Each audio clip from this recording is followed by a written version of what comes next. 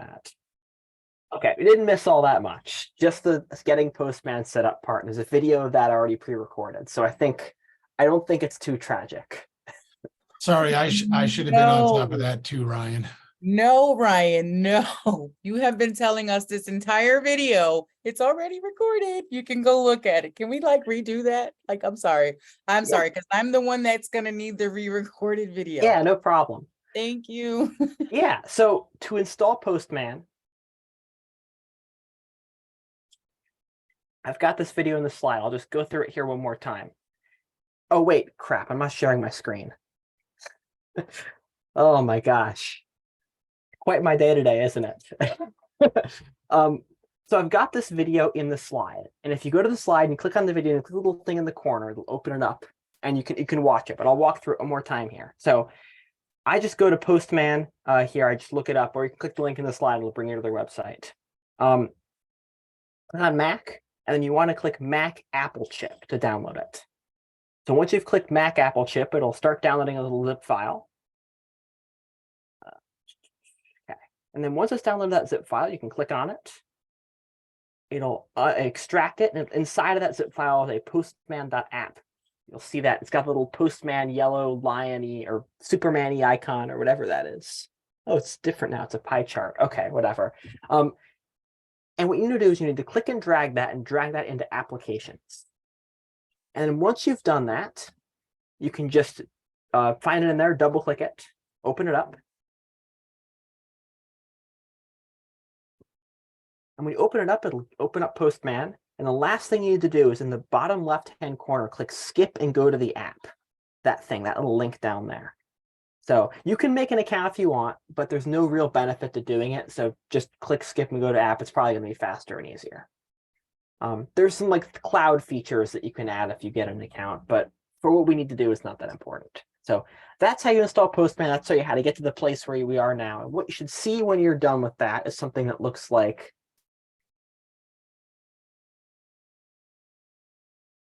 this. So it might be dark, it might be like light mode, but you should see something like a box where you can select methods, a box where you can type a URL, some things we talked about like yesterday, some of those same kind of fields. You should see those sorts of inputs. Okay, I think we should have that recorded now. So hopefully that should be helpful. Okay. So I'm going to keep moving forward unless I hear otherwise. So you should see something that looks kind of like this.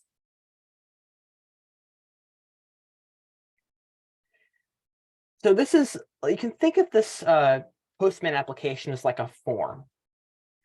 So this request section at the top, everything you see kind of in the top half is all the information about the request, the HTTP request you're going to send. So I think I said it already, but Postman is for sending HTTP requests. That's sort of the protocol it speaks, and it allows you to do that graphically. So you don't have to type it in manually in a netcat. You can just fill out a form, click send, and it'll make the request for you.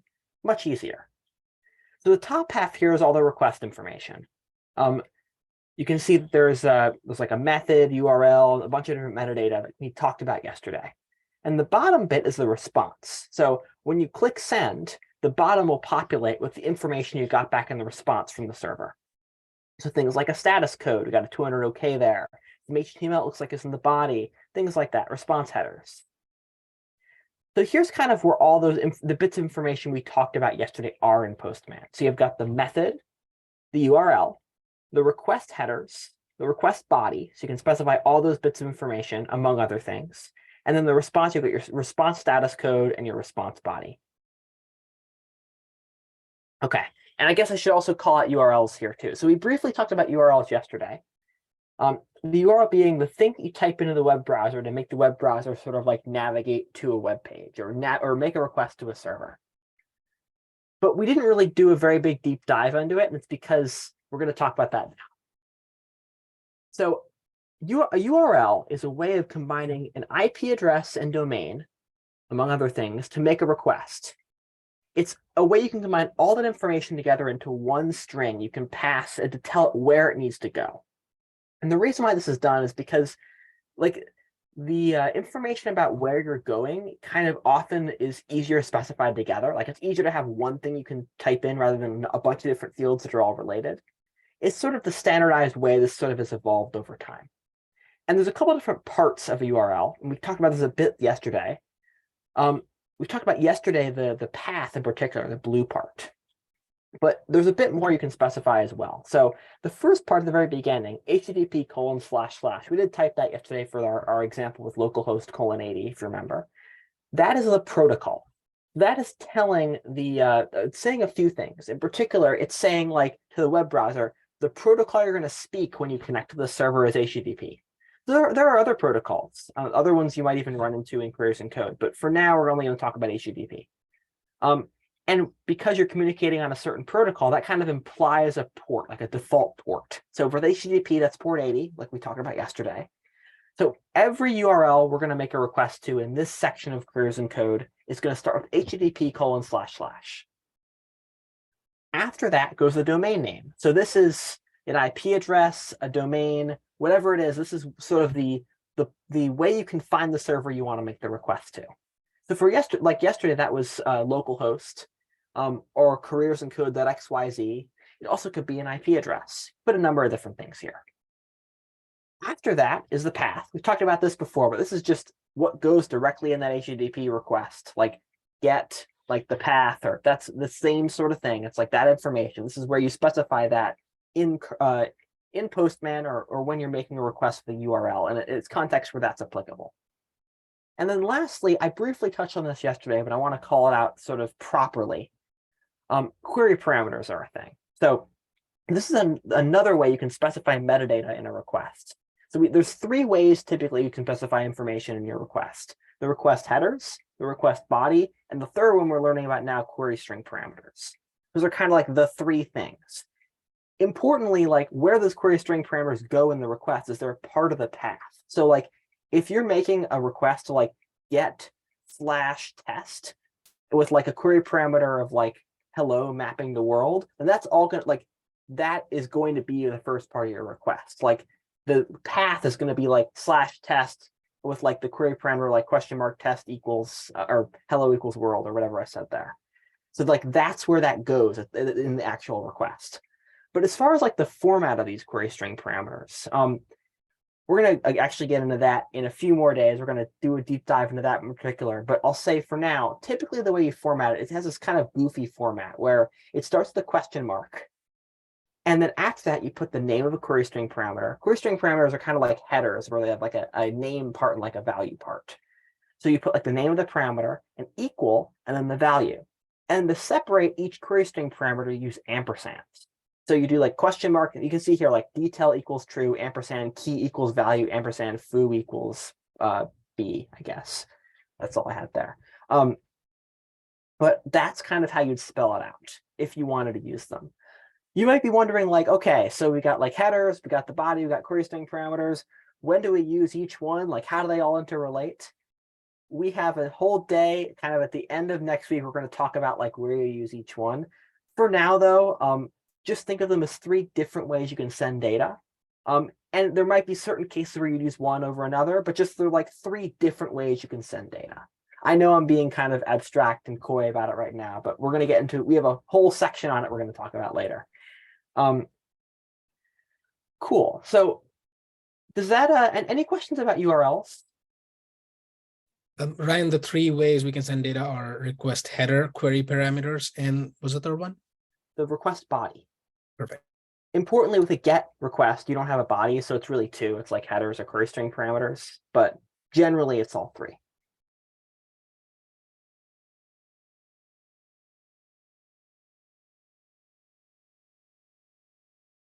Cool.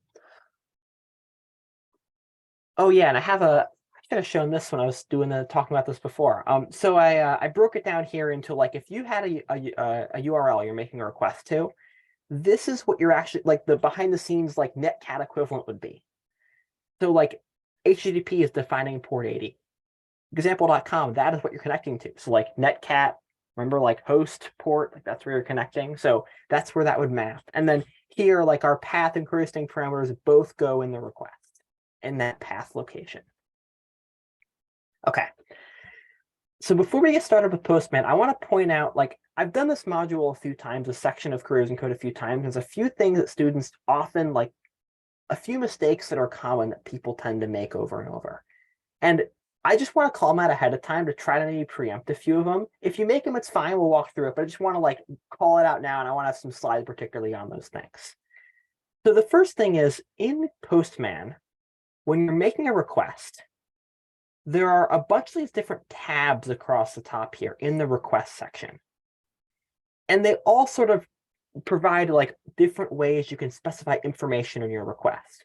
Generally, like what they're doing behind the scenes is like configuring things like headers or like other metadata like that, or like your body or things like that. It's configuring that information in sort of different formats that might make more sense in different contexts. Like maybe you want to send an image in your body, so it gives you a way you can like select a file and upload that file, versus like you just want to enter raw text in your body. So maybe you have like just a text box where you can type that. Like behind the scenes, they're both putting the same information in the same spot. It's just like a different way to do it to make it easier for you as the user to do that thing.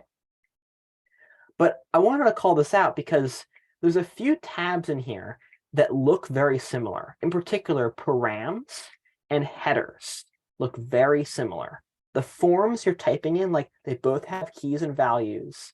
The only thing that changes is like which tab up here is selected and the word under it being query params or headers. So why I'm calling this out is, as you may guess, query param, this is a way where you can type in query parameters here and like enumerate them out here, and it'll auto-populate them in your URL for you. So like if I had something like, I want to make a request to example.com and be like, hello world, you see it'll populate that for me up there in the URL. Like it's sort of a nice way to illustrate that, so I don't have to remember the exact syntax, which is kind of cool. But importantly, like headers is a different thing than that. So what's going to happen is we're going to go through some exercises where you can enter headers. Just make sure you're on the headers section if you're typing headers. If you type headers into the param section, it looks very similar, but it's not going to work because you're entering query parameters, not headers. So hopefully that makes sense. But if not, it'll make more sense, I think, as we get into the examples later today. Other thing I wanted to touch on that folks often make mistakes with is in the body section. So in this form up at the top, we've got params where you enter query string parameters. We've got headers where you enter headers, and body. Those are sort of the three sections we're really going to be using today. And body, you'll see underneath, has these like sub entries here. And these are sort of different ways in which you can specify the data you want to pass to the body of your request, like different ways you want to format that data. The one we're going to be using pretty much exclusively, I say pretty much, there's like one case where we're not, but we'll get to that like later next week. But pretty much exclusively, we're going to be using the raw section here. And what this lets you do is it lets you just enter raw text in your body. So like, just like we were doing in netcat, just like arbitrary text strings, character by character. So if you get to body, you might have none selected by default. You'll want to make sure that you select raw when you're entering the text of a request.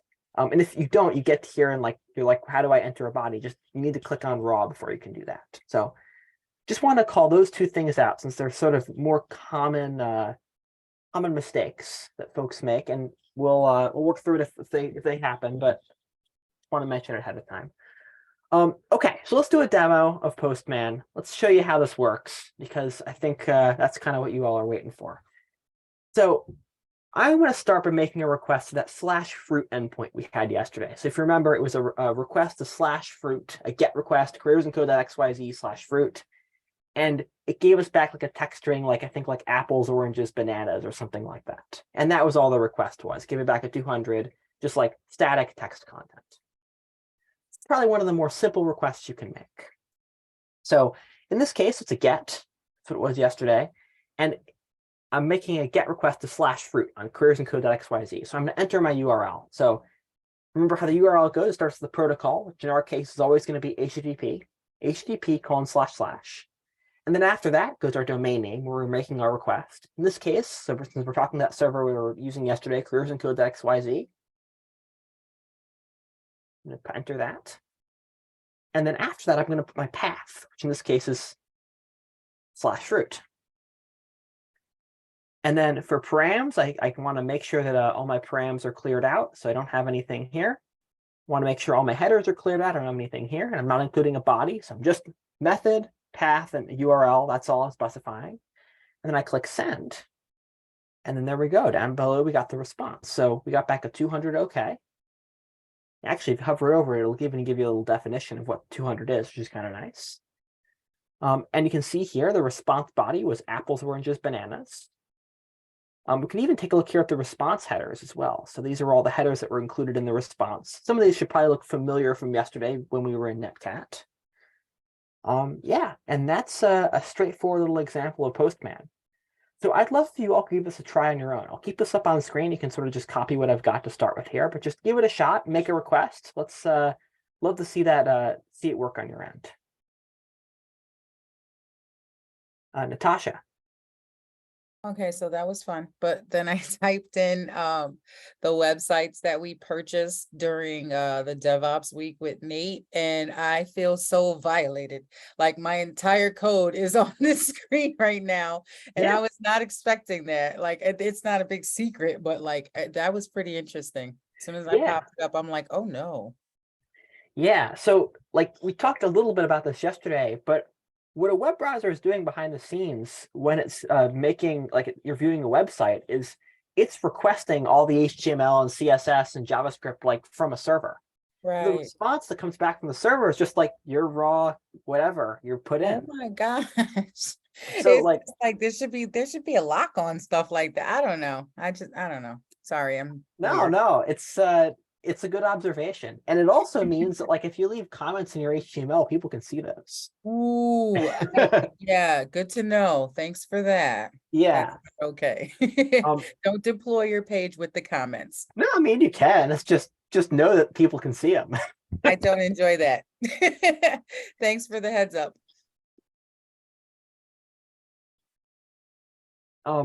But one thing is that like in a few weeks, I think you're going to be starting to talk about React, and React has some like when it actually you deploy a React application, it'll take your HTML and all your JavaScript, and it will do what's called minifying it. So if you think about like what's going on online with the network, you're sending data from a server to a client back in a response.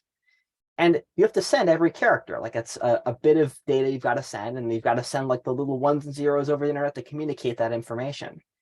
And if you're sending that data, if you have to send like a full HTML page where you've got like HTML, enter, space, bracket, head, bracket, enter, space. Like there's a lot of characters there that are like just white space that don't really affect how the page is rendered. That are just, I mean, for all intents and purposes, they're just kind of like wasted bytes. So what Create React app, or the thing you're going to use later on will do is it'll actually like strip all those out.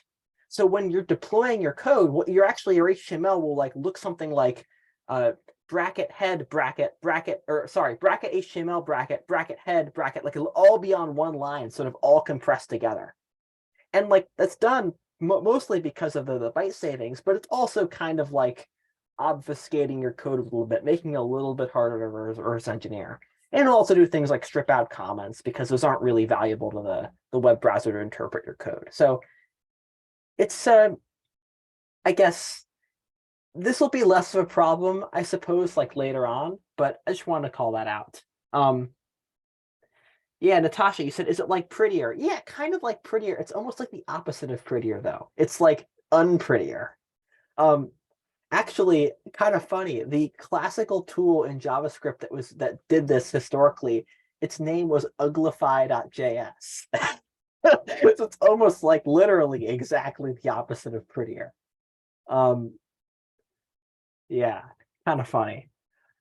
So Ali, you asked, is this how people encrypt coded messages in web pages? Great question. So the short answer is this is a very wide-ranging like question that could be taken in a lot of directions, but I'll say that generally no. So I think there's a section on this in Careers in Code. Some years we've done it, some years we haven't. If we haven't, I'll try to see if I can do a section on it. I'll see if I can bug Max or Jesse to make it happen. But there's a sphere of computing and math in general called cryptography. Maybe you've heard that term, maybe you haven't, but it's sort of like the study of building codes, building like systems of communicating privately. And there are these tools out there for like how you can do this. And it's like the kind of thing where like mathematicians have spent lots of time, like people who like specialize in this stuff have designed these systems to be like systems that you sort of like can't like reverse engineer easily. So like some like common codes you might have heard of, like sort of toy codes or like Caesar shift codes, things like where you could have like a word and you'd take all the letters in your word and you like shift them all by one in the alphabet. So like A becomes B, B becomes C, C becomes D. Maybe you like shift by like 5, not 1, but like you do things like that. And those like might like trick your friends in the playground metaphorically, but those are the kind of things where like you can write a program to reverse a Caesar shift cipher pretty quickly. But like that gives you an idea of the kind of ways you might go about doing this sort of thing. Like taking this data and the idea is you want to make your data, like your encrypted data, look as much like just random letters and numbers as possible. And there are like technologies and ways to do that that I could talk about now, but I also want to make sure we get through our material today, so I'm going to hold off. But if you want to hear about it in the office hours this weekend, I'd love if you'd humor me and I could pontificate on it for a bit. Hopefully that answered your question, or at least gave you enough to start thinking more about that question.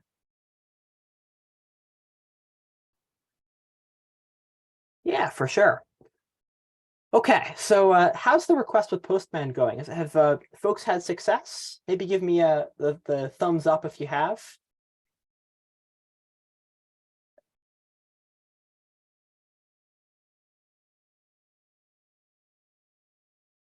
Cool. Seeing a fair numbers of thumbs up. Excellent. Okay. So let's make a few more requests. So the next one I want to do here is pretty similar. I'm going to make a request to /apples. Kind of a hint. You just want to change the path from fruit to apples. It's kind of the same thing. And the second one I want to do after that is slightly more complicated. This request is going to have a body in it. So give request 1 a shot. And know how it goes. This one I'm not going to have Postman up for, so you can't just copy my thing. You got to figure it out yourself.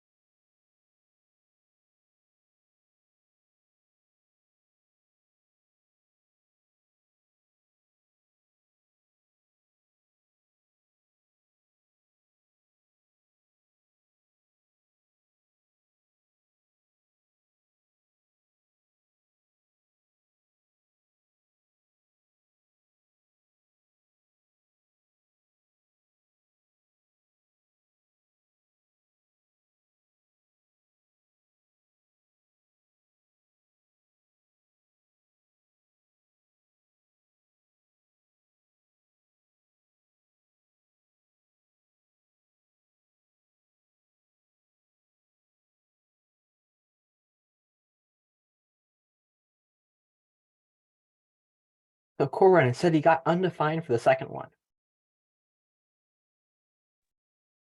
Yeah, I changed it over to wait, hold on. Yeah, I got undefined. Share your screen. Let's take a look. Could be a problem with the endpoint, but I'm pretty sure I tested this one this morning. But let's see.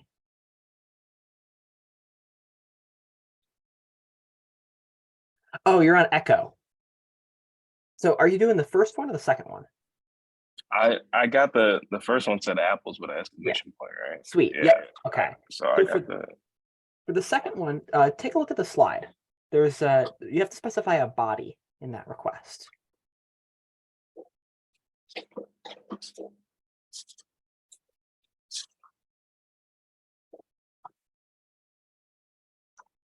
Oh man. Wow. Okay. Never mind. So if you select body Yeah. and then you go to raw, yeah. Oh, yours looks a little different. Interesting. I wonder if the Postman It's just a little bit. updated something. It's just a little bit smaller. Oh, okay. Cool. I thought I was tripping out too at first, and just type in the hello. Yeah, doesn't matter what you type, but hello works. I'm gonna do it. Oh no. Yeah, there we go. So All right, importantly, keep in mind here, you don't have to do the content link counting thing. It just did that for you. Like much, much easier. I agree. Thank you. Yeah.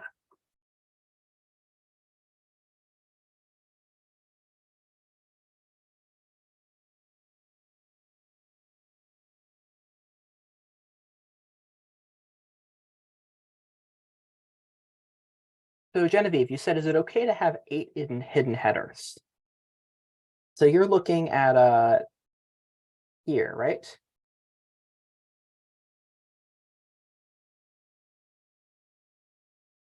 I think so. Yes. Okay. So what this is about, just to maybe clarify, generally when you make requests, when the tools we're going to be using from now on make requests, they include a number of headers by default. And these are headers that might say like the type of client making the request, or it might specify like the type of data being sent in the body, among other things. These headers tend to be automatically generated. And then you might add some other headers on top of that. Like you might add some custom headers as well to your request.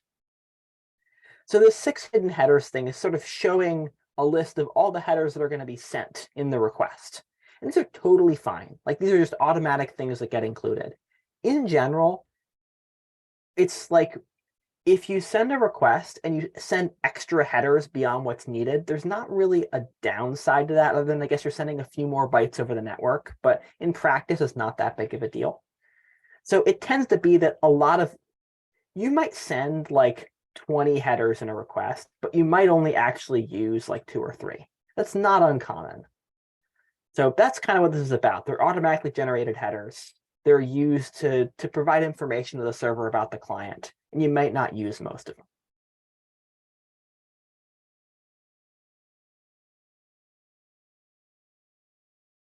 Yeah, this is a much easier tool than Netcat, that's for sure. But it's, I don't know. I think now that you use Netcat, it gives you an appreciation for what this is doing behind the scenes. Okay, so let's quickly go through the echo one here. So careers encode.xyz/echo. And the other thing we had to do in that request is we had to include a body. So I'm going to go over here to body. I'm going to select raw, make sure I select that. I'm going to type hello. And when I click send, get hello back in my response. So this endpoint, what it does is you send it some data in the response, it just gives it back to you. It's the echo, like you like did like in the cave, like hello, and then you got back like hello in the return. That's kind of the idea. It's a term in computing too. It gets used to mean that sort of thing. It's not just me being weird. But yeah, that's what that endpoint's supposed to do. Okay. So now we get to move on to curl. Like this, I'm sort of assuming that like you sort of know kind of the bits and pieces of Postman. You sort of like we talked about all the parts of a request. So I'm hoping that generally it'll generalize to what we talked about yesterday, where like we made a request with kind of all the bits that are important. So we're going to continue to use Postman going forward. It's going to tend to be the tool we're going to use to test out requests and try them out. So we're going to get a lot of practice with it sort of in the remainder of this section. But we're going to talk about the next tool now. We're going to kind of try to move through them here in a bit of a clip. So curl is the next tool. Curl is another command line tool. So it's like Netcat in that it's a tool that you use in the terminal. So you open up the terminal, you enter curl, you enter a bunch of parameters.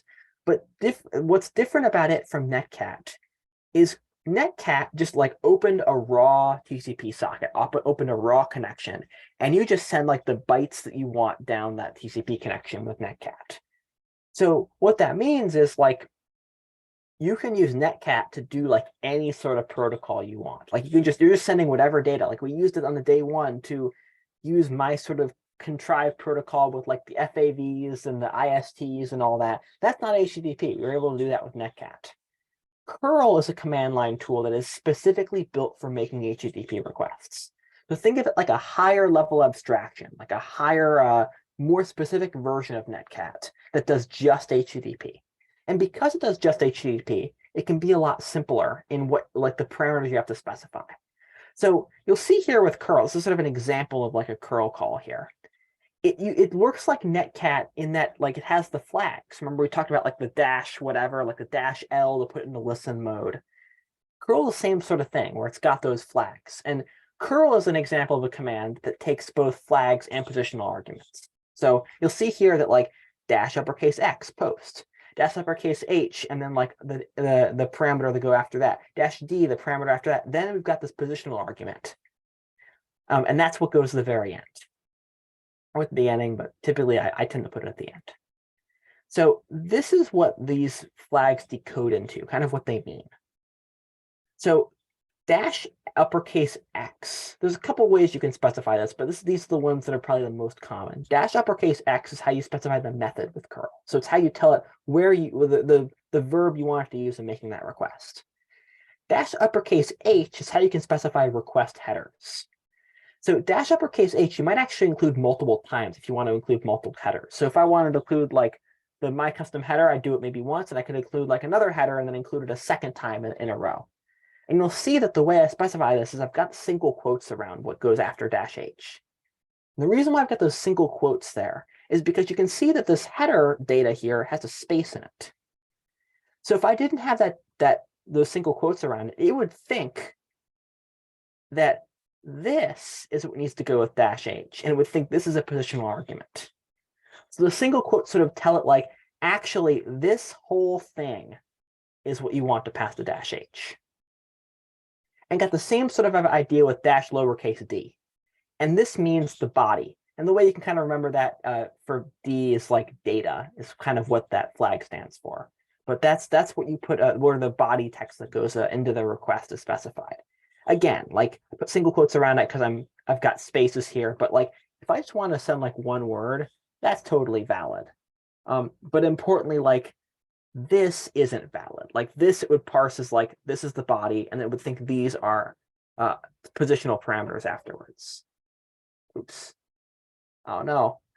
Hit Control Z1 too many times, it jumped way back. Okay, there we go. And then finally at the very end, we've got this positional parameter here. So the way curl works is you can specify as many positional parameters as you'd like. Each one is a URL, and it will make a request to each of those URLs with the parameters you specified. In practice, you usually specify one, but you could specify multiple. We're going to really only do one, but like it can do multiple. So like why that's important though is like, let's say I forgot my single quotes. What this would do behind the scenes is it would make a request, including a body of optional, and it would try to make that request to the URL of request, to the URL of body, and to the URL of this. So that's why I'm bringing that up, because like that's kind of maybe a failure mode you'll run into. It'll try to make requests to like parts of your parameters you didn't properly quote. Anyway, just a bit of a nitpick there, but that's sort of how you structure a curl command. And this is kind of what will happen. So you'll run that command. I also put -v at the end, which is another nice parameter. It'll print out, it puts it in what's called verbose mode. It prints out a bunch of debugging information.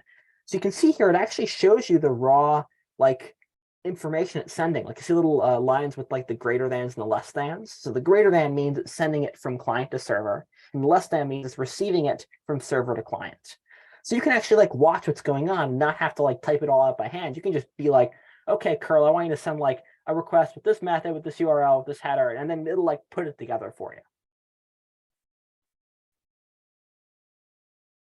Okay, let's give curl a try here. I thought I had a slide for that, but it looks like I don't. So I'm going to make a request to that get fruit endpoint again. So I'm going to open up a new window, terminal window. And I'm just going to start typing things out. So I'm going to do curl. And I want to make a get request. So I want to do dash uppercase X get. And then I want to make that request. There's no body, it's a get request. There's no custom headers. So I can just omit those flags. They're not important for this command. I can just leave them out. And then I'm going to make a request to the URL of http://careersincode.xyz/fruit. And then when I hit enter, I get back apples, oranges, bananas. So give that a shot on your end. Love if you could do a curl request just to make sure everyone's done at least one of them here. Should be able to pretty much just copy what's on my screen.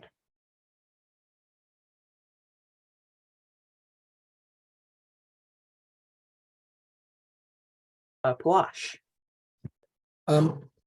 I have a question that where will all this like fit in our projects, like with looking at this the boot camp from a high level, like where will curl or a netcat will fit? Yeah, great question. And someone always ends up asking a question kind of like that. It's a really good one. So the reason why this stuff's important is because any web application that is above a certain level of complexity is going to have to talk to services outside of the web browser. So think about what you've done so far. You've been able to build some like applications in a web browser that can do things like get user input, do computations on that, maybe show that back to the user. To be fair, like all really cool, like helpful things. But there's a certain level of complexity, like when you want to get above it, you need to start to do things like store information on a server. Or like, let's say a great example of that is, let's say you want to build in a login functionality into your application. That's something where you need to store user credentials. You need to have like a big list of like usernames and passwords, sort of. Anyone who's listening to this who sort of knows how to build auth systems, I apologize for my simplification of this. This is a whole big topic, but like you effectively want to have like a big list of like usernames and passwords that you want to be able to check against. And as Natasha pointed out before, like when you make a request, all that HTML is coming back to your web browser. So you can't validate that on the client because then like you'd have a list of like everyone's username and password in the client, and that wouldn't be good. So the reason why this stuff is important is because there's a lot of things that either for needs of security or just practicality can't live in the web browser. So the way that you tend to deal with that is you have a server, a piece of software that runs on a computer somewhere in a data center that you then make requests to in the web browser. And you say from the web browser, like, hey, server, I would like to do XYZ. Can you do that for me? And the server will do it for you and give you back a response. That tends to be where it fits in. And the reason why, like, we're going to talk about fetch, and I think it's going to really start to click a bit more because fetch, you can make requests from a web browser. And that's actually how you'll be able to do this from your capstone projects. But like, in order to get there, we also need to have the tools to be able to troubleshoot requests. And troubleshooting requests with the tools in the web browser can be done. And to be fair, I do it quite a bit professionally. But it's the kind of thing where, given that I suspect you're going to have some trickiness with those tools, giving you like easier tools to work with is important to reduce the friction there. And in particular with Postman, it's an industry standard tool. Every job I've been at has either recommended its use or had folks that have used it. And curl, we're about to talk about why it's important, but it's also a pretty key tool in kind of the industry of web development. So hopefully that answered your question. If not, let me know and I'll try to elaborate a bit more. No, got it. Thank you. I was just wanted to make sure like this will be like all coming together in a couple of weeks, right? Yeah, there's a lot of lead up here, but I think definitely by like the beginning of next week, we'll start to like have a track towards where we're aiming for the end of the class or the end of the section. Thank you. Yeah. Natasha. Hello again. Hi. Hi. Could you just remind me where I am testing this curl thingy on Postman? Because I'm not sure where I'm supposed to be putting it. I put it in the body, I put it in the post itself. Yeah, so curl is a command line application. It runs in the terminal. So you Okay. don't want to run that in Postman. You want to open up the terminal. What we were doing all of our netcat stuff in before. Open up an application of the terminal and then enter it in there. Okay, that must have been yesterday when I was on the road and I didn't Ah, get, yeah. sorry. Yeah. So if you like go to your applications and find terminal or like command space and type terminal and hit enter or something like that, you can open up the terminal and we'll just give you that place where you can type commands. Thank you. Yep. And because you missed a bit of time, if I forget if you scheduled a one-on-one with me, but if you didn't, feel free to. I can catch you up. Will do. Appreciate that. Yeah. Rain, go for it. So kind of piggybacking off of what Palash said, let's say, for example, I wanted to create a chat box and I personally don't want to go and research all the possible answers and put them into a local storage. I hope I'm saying that right. I could somehow connect it to a server where it could pull the answers from different web pages. Exactly. Okay, just making sure I'm saying it right. Yeah, you got the right idea. And once so there's we're starting to the point where like you're starting to, with a lot of this networking stuff, touch on a number of topics you're going to be talking about for the rest of Careers in Code. So far, a lot of what you've been done has been constrained to like a web browser only. But now we're starting to talk about networking and talking about servers. And we're starting to also, I think, Rain, you're kind of touching a bit on like another piece in the puzzle, which is what's called a database. You can think of a database as like a big list of data that you can store on your server in a way where it's like super durable and it's like long lived. And your server can like write to that database. It can read from that database. It can like query it in special ways to determine like complicated analytics about the data. And these sort of like, this is another tool you're going to have a whole section on in Careers in Code that is going to, that's what like really allows you to have like that persistence layer in your application. So like going back to what I was saying with Pulash, like if you have a, let's say you want to implement like logging in, you might have like what they call a table in your database. And that table might have like a column that's like username, might have a column that's like password, or really like hash password with salt for people who know what they're talking about, but like whatever, I'm not gonna talk about that right now, but it would be like password. And then you could then like check that list with like someone who made a request that was like, oh, I'm going to make a request with like a username and password. And you might go through that table and be like, are there matching usernames and passwords? And if they are, you're like, oh, you're a real user. Okay, I'll log you in. So like maybe gives you like a little preview into what the future might hold there. Thank you. I'm so happy I can utilize this now. Thank you. Yeah, for sure.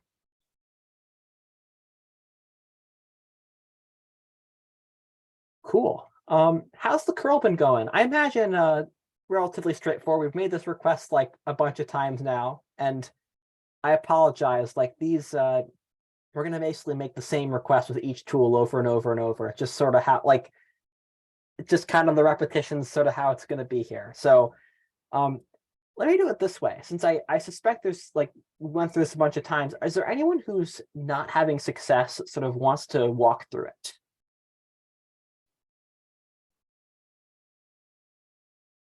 Okay. I will keep moving forward then. So Palash, about the messenger in your capstone. Yes, it will. There is a topic that I'm going to so I have an extra lesson in this that I try to get to, but for some reason, every time I do Careers in Code, I always get scheduled where one of the days is a 3-day week and the next one's a 4-day week, and I usually have to cut it. But if we're able to get through enough today, I might be able to squeeze it in. Talking about this thing called WebSockets, which is something you're definitely going to be interested in if you're building that. And if I don't get a chance to talk about it, I might try to cover it at like the office hours in like 2 weeks, the one at the very end. But it's I think going to be very helpful for you. That'd be great. Can we schedule like a one-on-one with you too? Yeah, for sure. Okay. I actually, on that topic, I should mention, so I have my Calendly thing set up only for weekend availability, just because I work professionally and like I have a busy day every day. If you want time outside of that, let me know, reach out to me on Slack. I can probably make it work. It's more just like I I don't want to open it up and just have like everyone just schedule time all over my calendar. Like that makes it kind of difficult for me. But like if the weekends aren't going to work for you, just reach out and we can figure it out. Do you have any? Do you have a schedule on your office hours that we were talking about? Oh, I was going to bring that up at the end. I don't know when Max has been doing it, but I probably was just Okay. going to do it at the same time. But we'll figure it out. No problem. Thank you. Yep. Okay. So that's our curl example. Let's also do a quick one with a body too. Let's do that echo request because that'll be another example here. Okay, so I'm going to it's a post request. So I'm going to switch over the method and I'm going to switch the path and make that echo. And I'm going to go over here and I'm going to add -d. I'm going to go hello, something like that. And this is what that echo request would look like. So importantly, I've got the method, I've got the body, it's sort of specified with these flags here. And I'm making a request to this URL, which has the echo path to careersencode.xyz over the HTTP protocol. And I get back hello.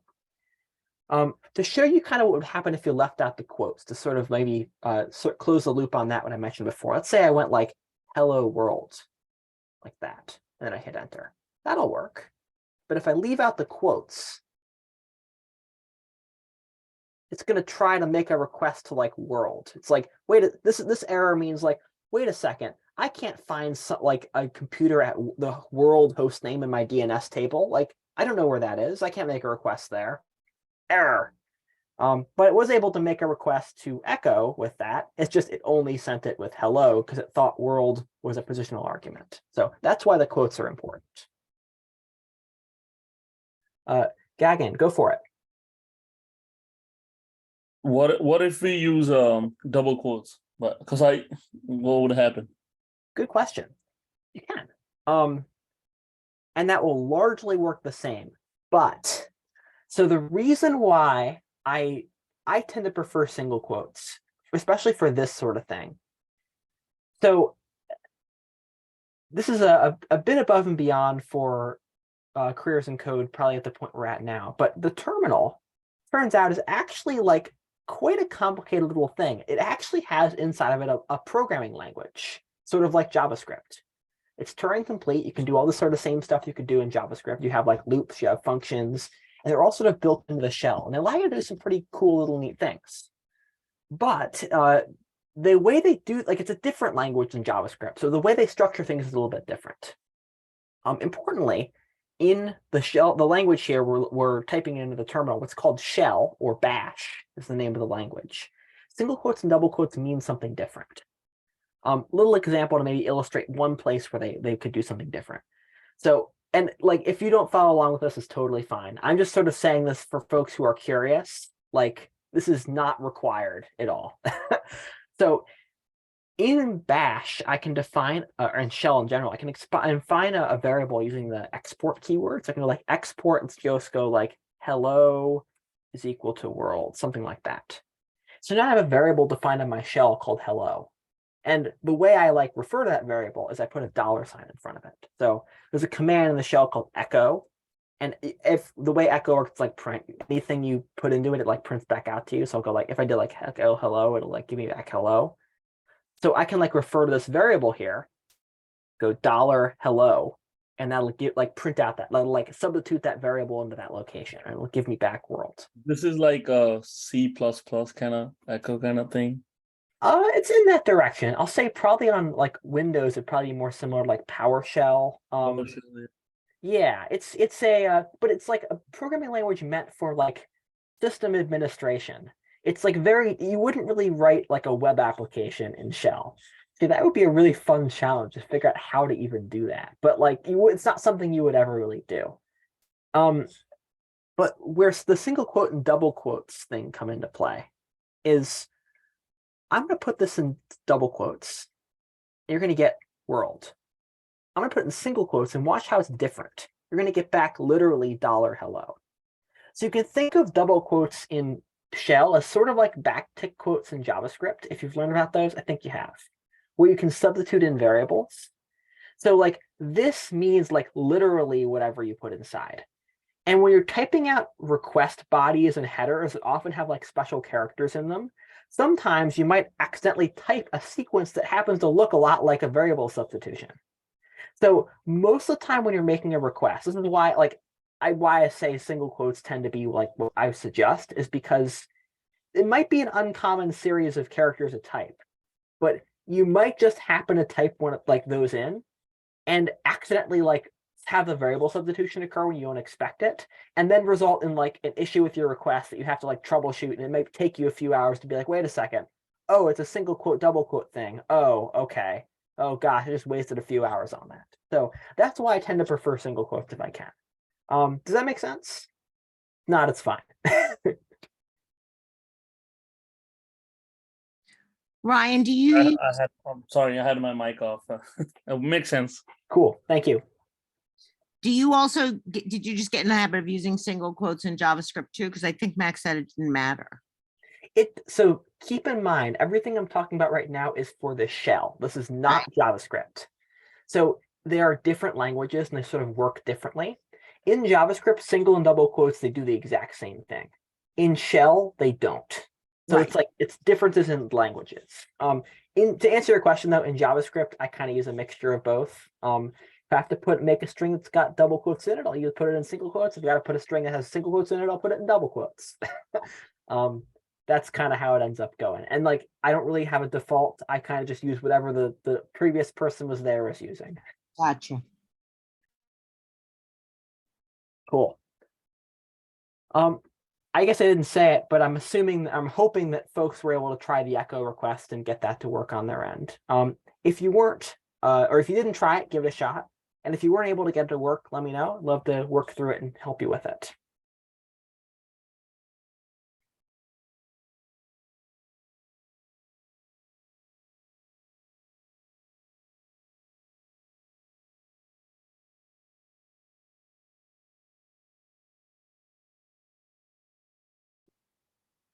I'm going to assume that folks had success again because we made these requests over and over and over. And if you didn't, please let me know. I'm more willing to spend the time, but if not, I'm probably just going to move on. Okay, I'm going to move on.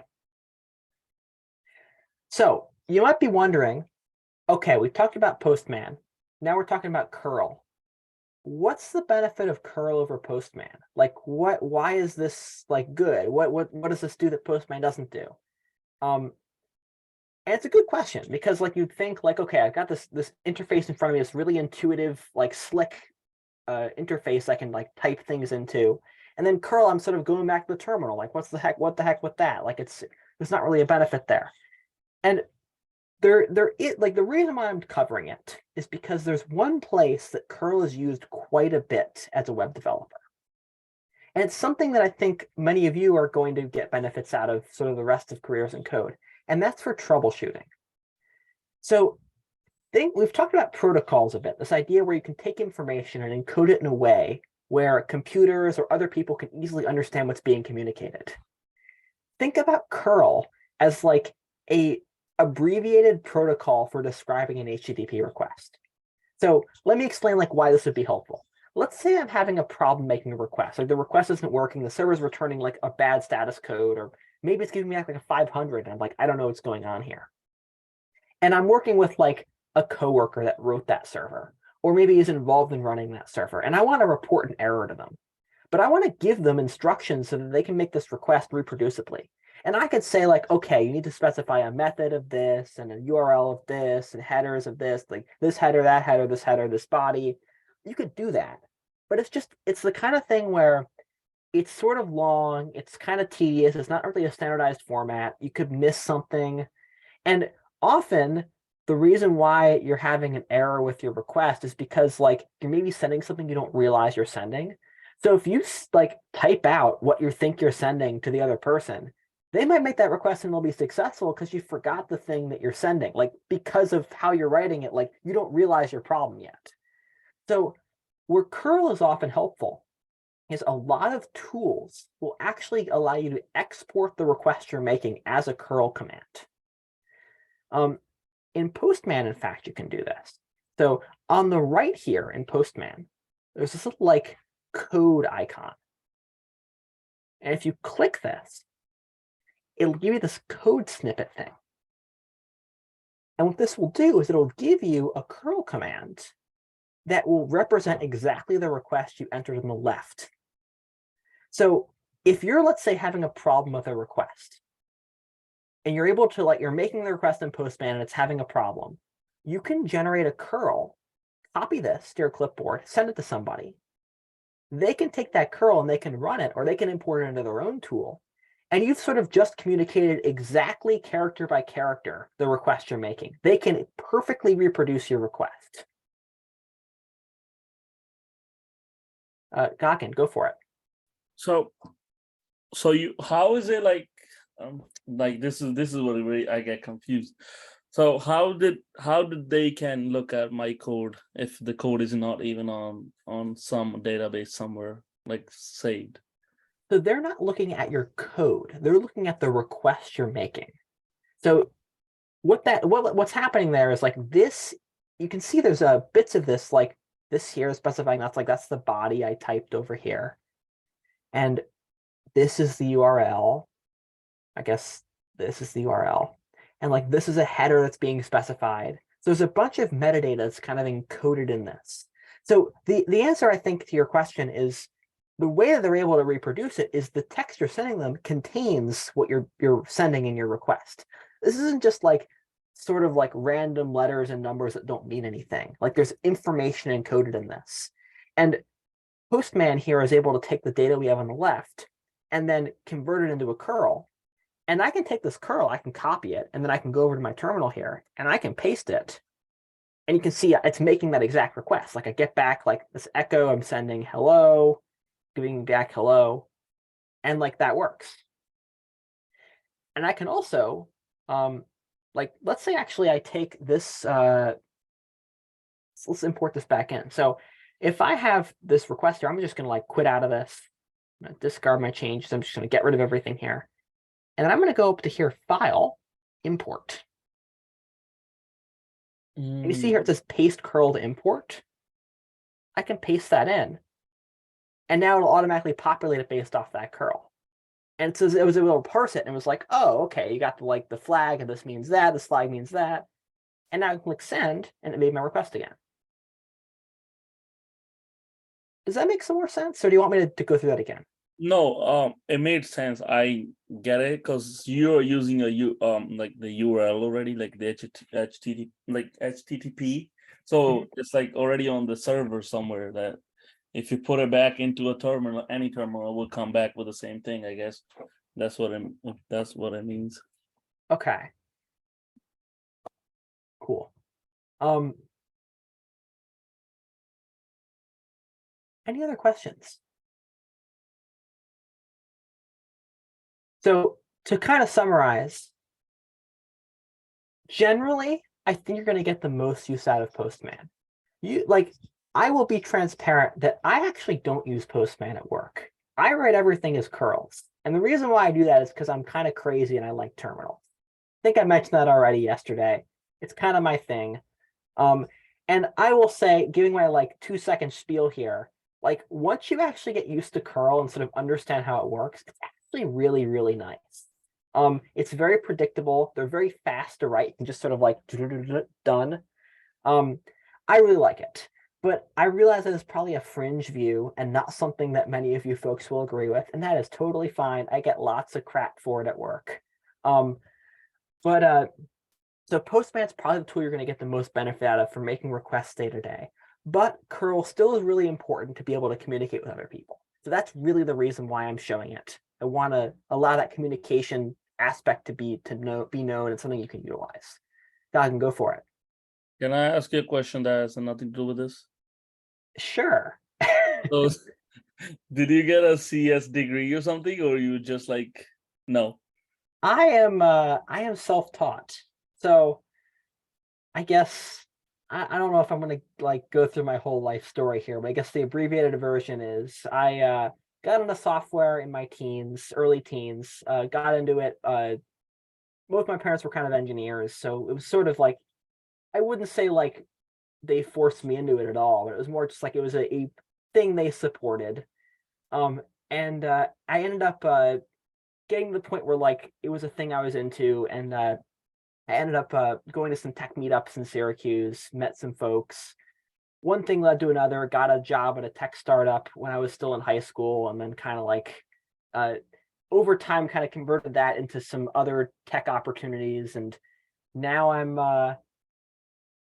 sort of like, I think almost like at this point 11 years in to a tech career, and that I kind of just sort of fell into. And it's funny because this is like it's like a weird trajectory, but it's also not that uncommon for the tech industry. Like you have a lot of people who came into it from like weird places. So did you drop out of high school or you finished your high school? No, I finished high school, yeah. And that's I it? didn't end up, yeah, I didn't end up going to college at all though. So I just went like right into the workforce. I'm right there with you. High Yeah. school only. Yeah, and I mean like that, it's just everyone has kind of their own path to it, and that's what kind of worked for me. But like I have at the last company I worked for, one of the people I worked most closely with, he was like one of those people where he was like in college for like a crazy amount of time, and didn't really like know what he wanted to do until like very late. So to the point where like he was there for like 6, 7 years or something, and they gave him a degree in multidisciplinary studies. Like that's the kind of degree you get when they're just like, we need to give you something. You've been here for so long. I work with like another person who like he went to medical school and then dropped out because he was just like tired of it and got into like entrepreneurship and turned that into software, and like is now someone I work with like on a day-to-day basis, is like, and it's like a great engineer. So the only reason I ask this question is that because me and other fellows here like Palash, we're thinking to go to get a master's or something in like computer science. I guess that's what I was thinking.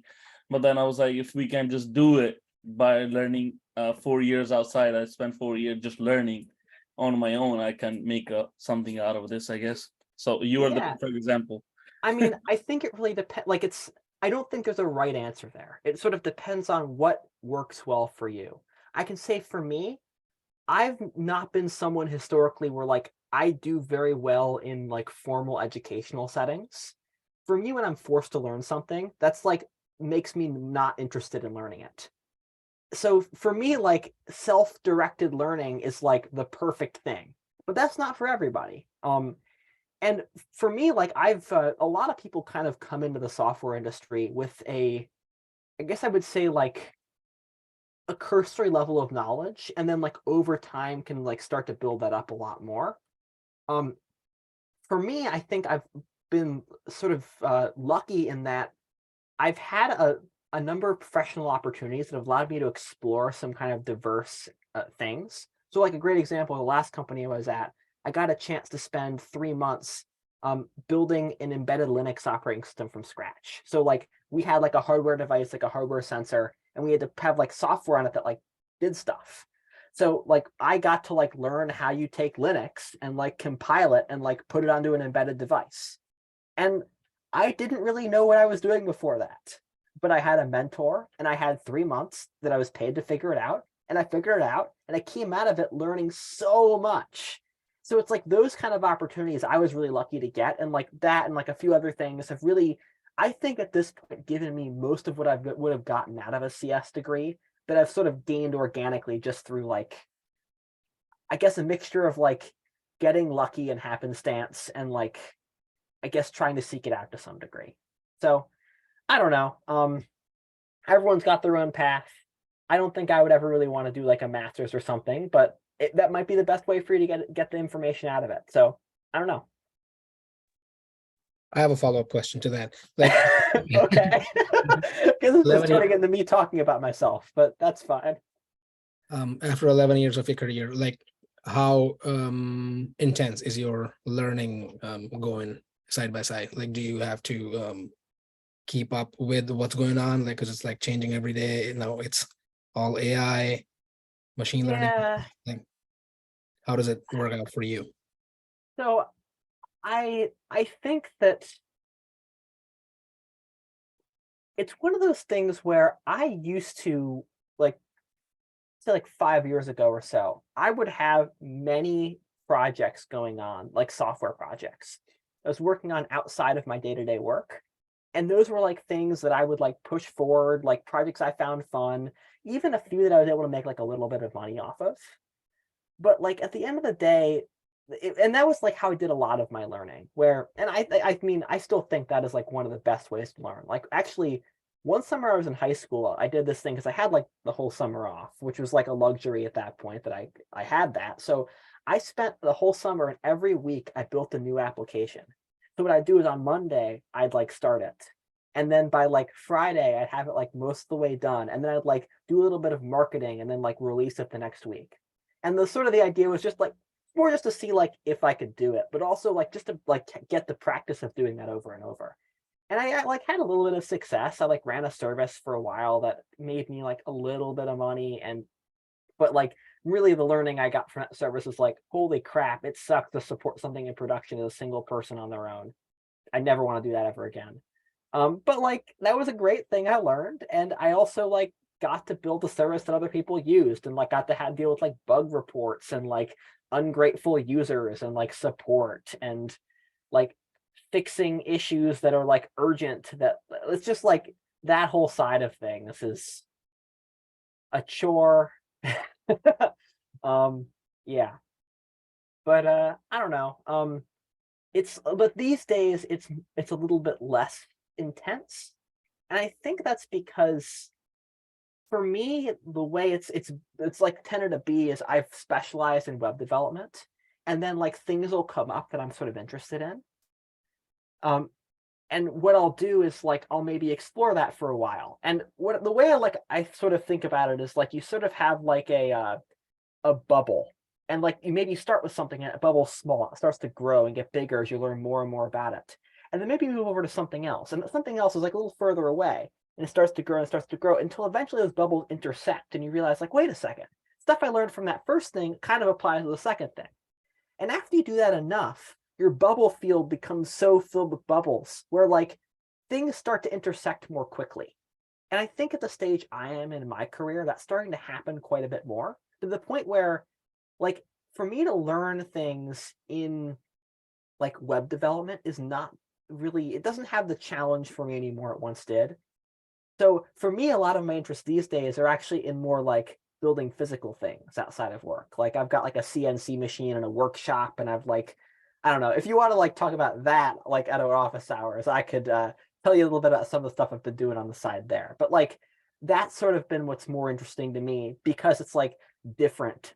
And also you get to a point if you're working professionally where if you're looking at a screen for like 8+ hours a day, the last thing you want to do after you're done is just write more freaking code, especially if it's in the same freaking language and the same freaking stack, same freaking technologies. Like it's like, I mean, I realize I am in like an amazingly luxurious position to be able to like even express that a feeling, but it like gets to a point where I can only write so much code.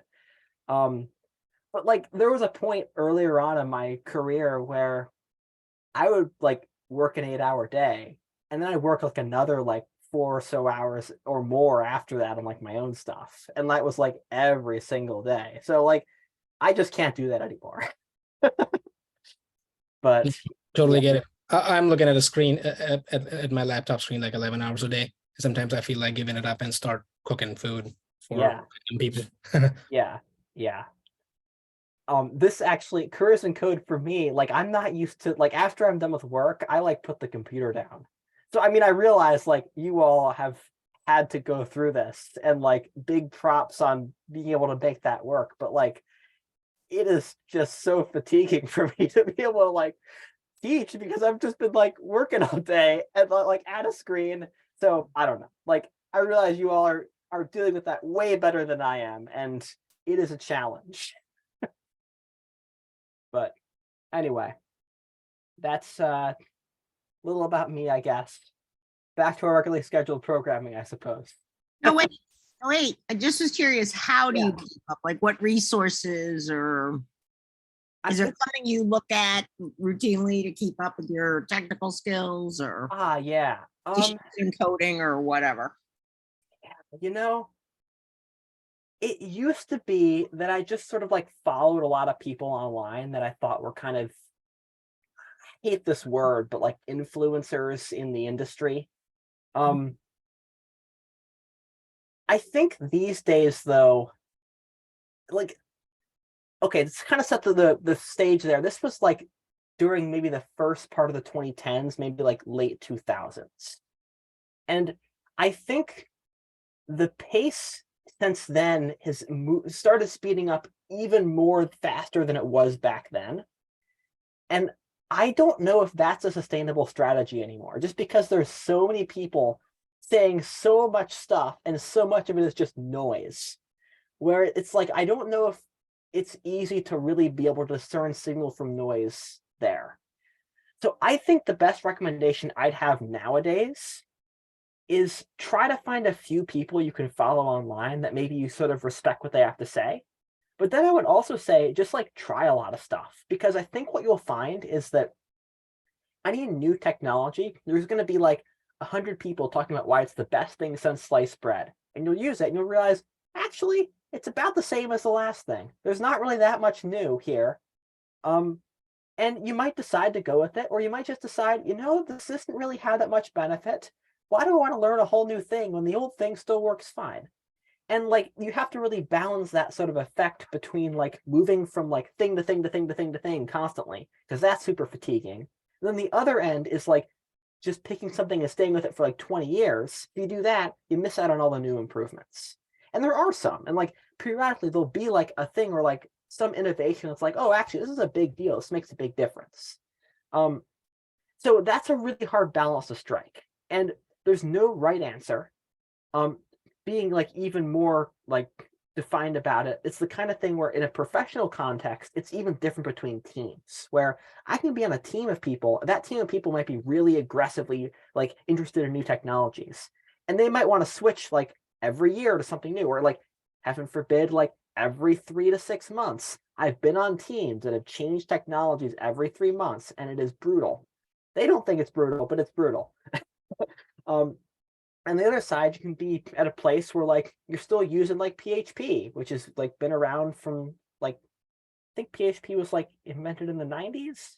Don't quote me on that, but like, and like it works. There's nothing wrong with it, but there's been a lot of improvements since then. So yeah. And I'll say like, Corwin, you mentioned like upgrading your computers. Like I'll say that maybe if I explain how I buy computers, that might explain sort of my approach towards software too, where I'm someone where like I wait until a computer gets released and then I buy the model a few years older on eBay because it's much cheaper, it's much more stable, it tends to work.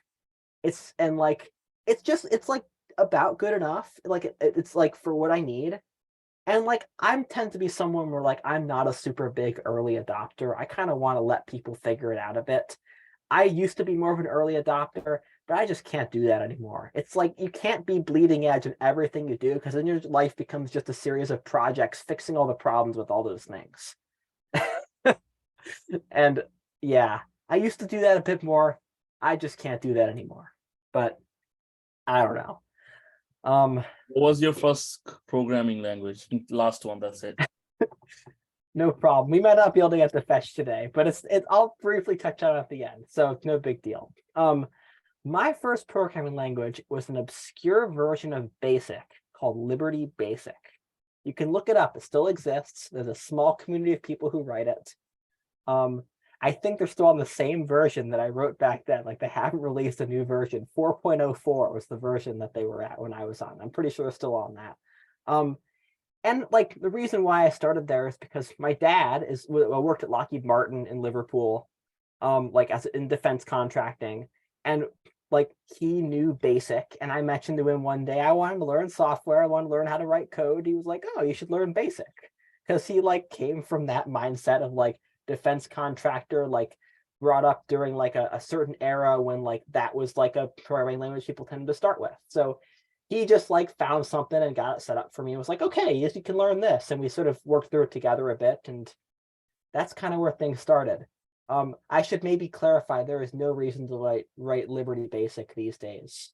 There really is no reason. I get maybe if you wanted to write like Windows applications in some obscure language, it could be good, but like it's not cross-platform. It only runs on Windows. I think yeah, it's only for Windows. It's like $59 for the package and stuff. Yeah, that's right. So Liberty Basic costs money, but they have a cheaper free version. It's like a trial version called Just Basic. Yeah. Don't write Liberty Basic. You don't have the only basic that might be worth it these days, and even that I'm skeptical of, is like Visual Basic. So you can do a bunch of like spreadsheet stuff in it with it that's like maybe interesting, but nah, it's not yeah, it's not that important. And someone commented on Liverpool. I grew up in Baldwinsville, so like that's kind of my neighborhood over there. But yeah, okay. We should probably get back to our regularly scheduled programming here. As much as I like to talk about myself, and I love that you folks are humoring me, we should try to actually make some progress here. Okay. So curl versus postman, I kind of covered that. But I should say that all instructors and all TAs should be familiar with both, and they all are familiar with fetch as well. So they're like tools that generally are things that, like, you can use whatever you want. If you are like me and decide, oh, hey, I really like curl, you can do your stuff in curl. And Max will know what that is. Doug should know what that is. I mean, hope Doug, you know what it is. I mean, you were in Careers and Code. We went through the same thing. So hopefully you can help out there. But And yeah. I've always got your slides. Yeah, I guess you do. Oh, okay. I mean, we kind of already did some of these. Okay, yeah, I'm really not doing so great at this. Yeah, we can probably take our break now. Actually, give me 1 second. I just want to quickly peek through these slides to make sure there's okay. We basically have all the same endpoints we made yesterday. So how about this? Let's take our break now. If you are like going down, like I want to keep doing this stuff, I want to make progress, feel free to go through the slides here. So starting at 129, we did all the same requests from yesterday. They should all look very familiar. And then we're going to talk about fetch briefly after the break. So we'll spend our after break time on. So, and we might actually, maybe we'll do a few requests, but like we'll spend our after break time mostly on fetch. So sounds good? Okay. What time are we coming back from break? 7:30. How's that sound to folks? Okay, excellent. See you at 7:30. Wait, to that and do recording in progress. Perfect. Thank you for the reminder, though. I appreciate it. Okay. So I'm curious if anyone gave making any of these requests a shot. If you didn't, it's fine. So because we're kind of running somewhat low on time here, I think I want to maybe move over to fetch. Maybe we'll do like one of them. Just is there one with a custom header? So we didn't really do one of those, and I just want to. Yeah, here we go. Let's do this one. Just because I want at least one example of like a custom header. We haven't made a request with curl with that yet. So if you haven't done this one already, give it a shot in your terminal, write out the curl, and we'll talk about it in like a few minutes.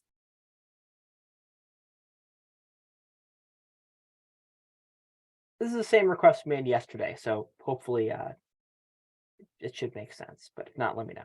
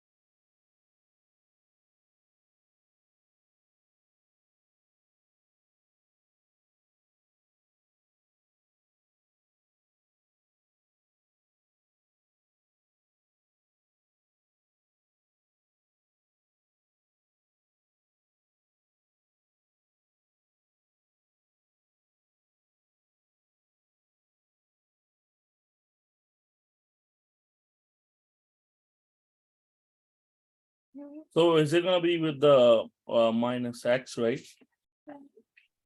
Yep. So you want to use -X for your method. You want to use dash uppercase H for your custom header. Those should be the only two flags you need for this.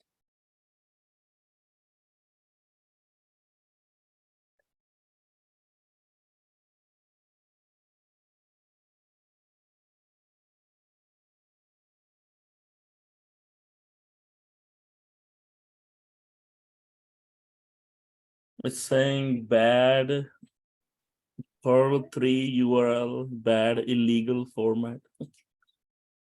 If I had to just take a guess off the top of my head, make sure you're including quotes in the right places. If you go through it, you don't see what's up there though. Let's go through it together.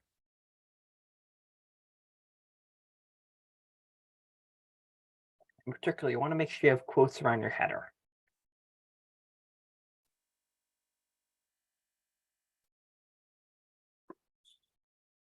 So Tara, it looks like you got curl option D requires parameter.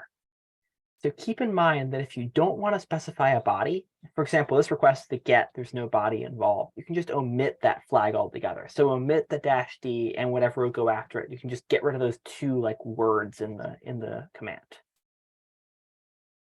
I think I suspect if you get rid of -D, at least you'll get a different error, or either a different error or you'll have success, but it's progress either way.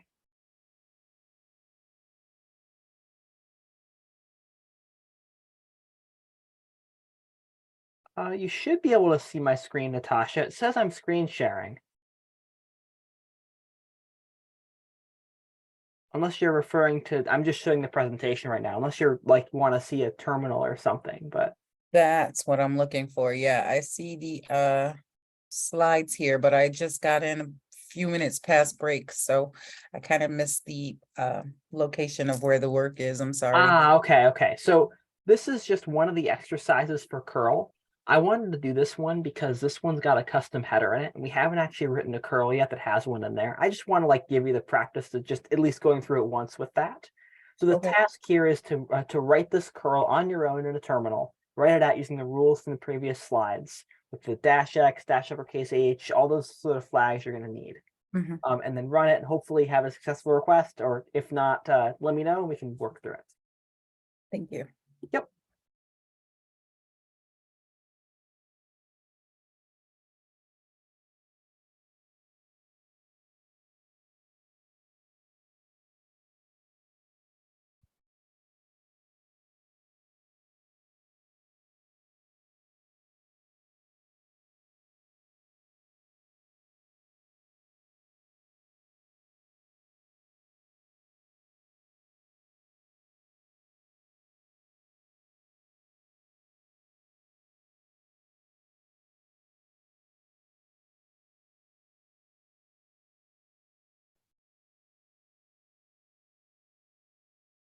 So I forgot to put get. I just put a -X and it says you have not provided the right password to unlock the box. Try again. Yeah. So Mm. you're touching on an interesting thing. I thought I actually called out in a slide, but I guess maybe I got rid of it. So there are some default parameters for curl. If you don't specify a -X, a -H, or a -D, you leave those flags empty. The curl will default to using a get method. Pretty much everything HTTP tends to default using a get method, and will default to an empty set of headers and an empty body.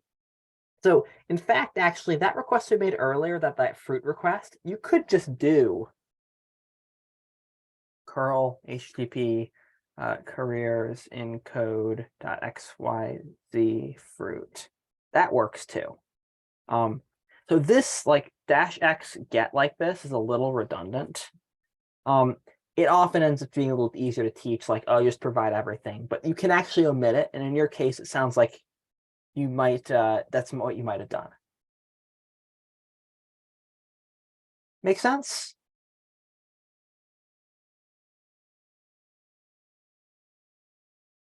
Yep. Sorry, my mic was muted. Cool.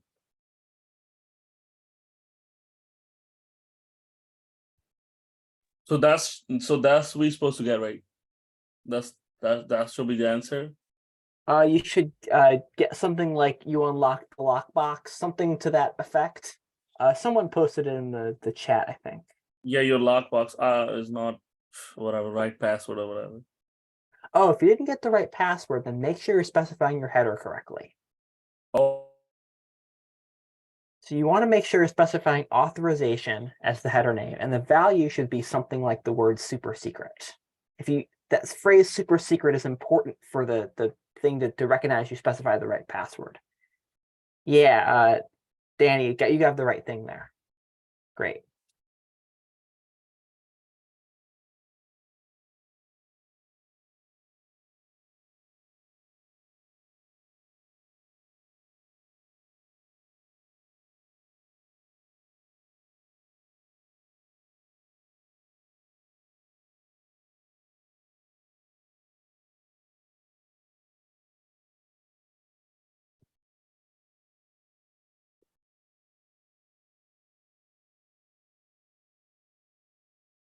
it worked. Cool. Glad to hear it. Just so we can keep moving along, anyone, how's it going? It sounds like there's a decent amount of success. I'm seeing a lot of stuff in the chat. So is anybody having difficulty and want to go through it? And if you are, that's totally fine. Much rather go through it than not go through it, or like not work on your problem.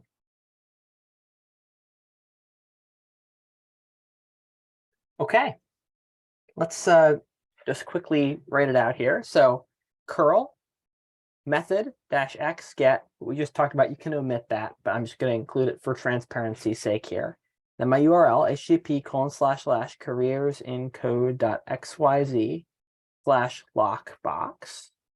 It's the path I want. I'm going to stick a header in there too at the beginning. The order here isn't that important. You can put these flags after the positional parameters, but I'm just going to do them in flags first. I tend to like doing it that way myself. Authorization, there we go, super secret. So importantly here, these quotes, these single quotes are specifying that this whole string is being passed to -uppercase H. And then also authorization spelled correctly, and authorization maps to super secret. So if I hit enter, you've unlocked the box. So that's what you should get. Cool. Okay, if you want more practice with curl, I've got a few exercises here. The same requests we made yesterday with netcat. So you're welcome to make them again with curl. But I think we're going to probably move on to fetch. So I did want to touch on briefly, since we're kind of moving to the end of day 3's material, and we're starting to move to the beginning of day 4, that there is an optional weekend assignment on Canvas. Now, I will admit that I am not that great at Canvas. I think I set this up right. If I didn't, please let me know in Slack and I will try to fix it. Or if I can't, I'll tell Max to go fix it. What it is, I think it's gonna let me in here. Yes, perfect. So it is another endpoint. Sort of same kind of thing we've done in class. This one's text processing verbs. And you just need to give us some text over the body in your request. It's a post request, and it should tell you all the verbs in your sentence. So really what I'd like to see, if possible, is make that in Postman and make it with curl. Send me a screenshot of both. Again, it's optional. Like if you can't get around to it, it's fine, but it's just helpful for me to just see like where everyone's at. Like I don't want to keep moving on rapidly through stuff if I'm leaving people in the dust. And like transparently, some of you all haven't been super communicative in Zoom, and that's totally fine. Like when I'm a student, I tend to not talk a lot too, and that's cool. But just like I want to make sure that I'm not leaving you in the dust because I don't know. So this is kind of a way that I can tell. So I'd appreciate it if you could do it. But it is optional. Really, the important assignments at the very end of this section, I think Max touched on, which I think actually is the next slide. Well, so we're starting day 4's material now. We're going to start going through it. we're going to kind of get through it enough where your head's going to start to explode. Then I'm going to leave you off on that nice cliffhanger for the weekend. So, but the class assignment that's going to be really important is at the end of next week. This is an assignment that's been one that we've done like every cohort of Careers in Code that often ends up being, I think, a fun one. And it is the New York Times bestseller list. So I have a version of this I've already built and I put online somewhere so we can take a look at it. And the reason why I'm showing you this now is because I want to give you, and I start to let you think about like where we're going at the end of this section, what the goal is to build. And with this knowledge, I'm hopeful that next week you'll sort of understand more about what you need to focus on and how things are going to tie together. That hopefully you'll have the opportunity to do the assignment on your own and sort of really cement things for your own understanding. This New York Times bestseller list, what this project does is it communicates with the New York Times. So New York Times, like they do the newspaper and all that, but they also have a lesser known, but I guess still decently well known, like book list. And they will have like the best-selling books at any time on their book list. And you can go to their website or I think they even still publish it in their newspaper or whatever, but like you can read about like all the books that they recommend you should go read. And it's cool. And they also, it turns out, have a web API you can access. You can make a request to that web API and get back data about the books that are recommended by the New York Times. So the project we're going to do at the end of next week, hopefully, assuming everything goes well, and it's going to be sort of your weekend assignment for next week. That one's going to be required. So if you have to pick between the one this weekend and next weekend's the much more important one. But you're going to be building something that looks a lot like this. So the way this works behind the scenes is this is making a request, an HTTP request in the web browser. And we're going to talk about how to do that briefly here. It's making a request to the New York Times, to their API service. And it's asking the New York Times service, give me all of your best-selling books. And the API service is coming back and saying, okay, here's a list of all those books. And then what I'm doing is I'm taking all the data that came back from the API and I'm rendering it to the screen. But I'm formatting it. I'm sort of presenting it in a nice kind of way. And why it's sort of a neat assignment is it's like a thing you can make that you can show someone. And someone who's like non-technical can be like, oh, yeah, I understand what's going on here. That's kind of cool. So it's like a good resume item or a good like a portfolio kind of item, but also you're tying together a lot of pieces. So in order to do this, you really have to do everything you've learned just thus far in Careers in Code. You've got to make some HTML. You got to style your HTML. You got to put a little JavaScript in there to sort of like orchestrate everything to make it work. You've got to make network requests to a server. And then the thing we haven't talked about yet is sort of like how you format those requests, how you figure out what the server, how you need to send that information to the server. And you get back that data in the response. And now you've got to take that data and you've got to write it to the page. You got to use like document.getElementById and all that sort of stuff that you've done with Max. So this is really like kind of going to be cumulative here of everything you've done thus far in the class. And it's I will admit it's often a tough assignment for students, but it's the kind of thing that like, it's a very neat sort of thing to sort of show your progress thus far in the class. So I'll post a link to this in the chat if you want to take a look on your own, just to sort of see what it looks like in your own web browser, but you can see like a go to it and then it shows all the information. So yeah, that's sort of our end point, what we're kind of aiming for from now until the end next week. But in order to get there, yeah, Doug. So Doug was previously in Careers in Code, and I think Eva, you might still have yours kicking around too from back then. You're welcome to share yours in chat too if you want. But this is everyone kind of does it a little differently, but like in essence, it's like the same kind of idea. Like, I mean, it's showing the same sort of information. Like Doug went a little more like fancy with it here. Doug's got like animations and stuff like that. Like, I didn't do that, but yeah, it's good. And Doug even has like a thing where you can pick your category. So you like pick a category and it gives you all the books in that category. For me, for mine, I just listed out all the books for every category just in one big list. But like, that's kind of what's cool because this is an assignment where it's not super strict. Like At the end of the day, I want you to make a request to an API and show me the data you get back. But how you format that data is kind of up to you. Genevieve, go for it. I tried opening yours and it's telling me it's not secure and it won't load the page. Ah, yes. So that's because I have it hosted on HTTP, I think. I wonder if I stick it on I tried to open it from the slides. Does that matter? Yeah, let me do this. Let me update this link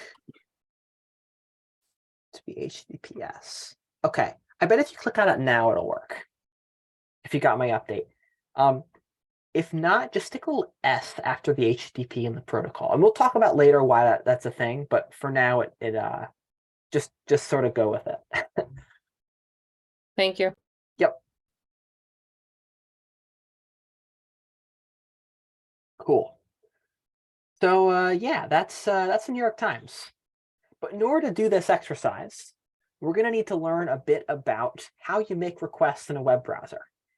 Importantly, how you make requests from within JavaScript, custom requests after the page is loaded. And the tool we're going to use to do this is called Fetch. Fetch is built into modern browsers.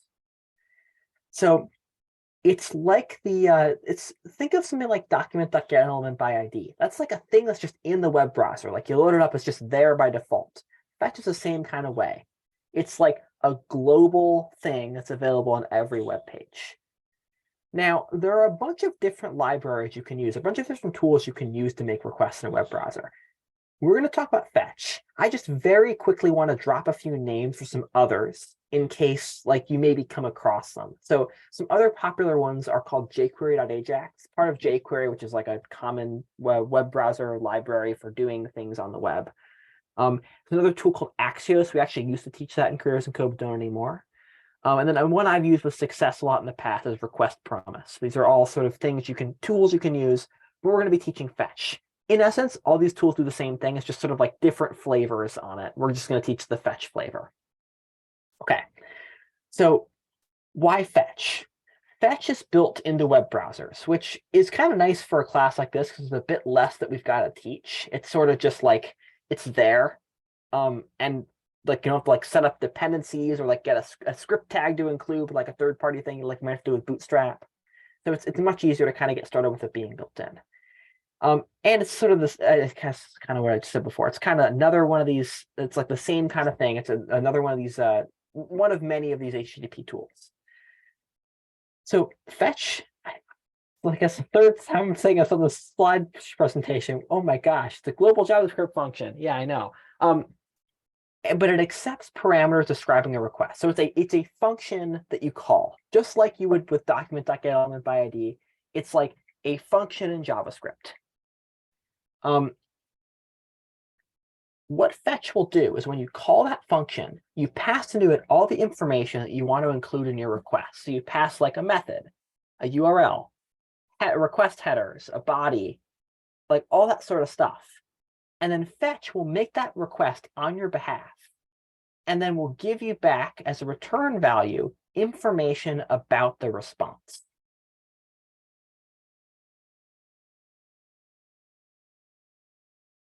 So this is in practice kind of what Fetch looks like. So Fetch is a function. It takes two parameters. The first parameter is your URL. So that looks probably a lot like a URL we've seen so far.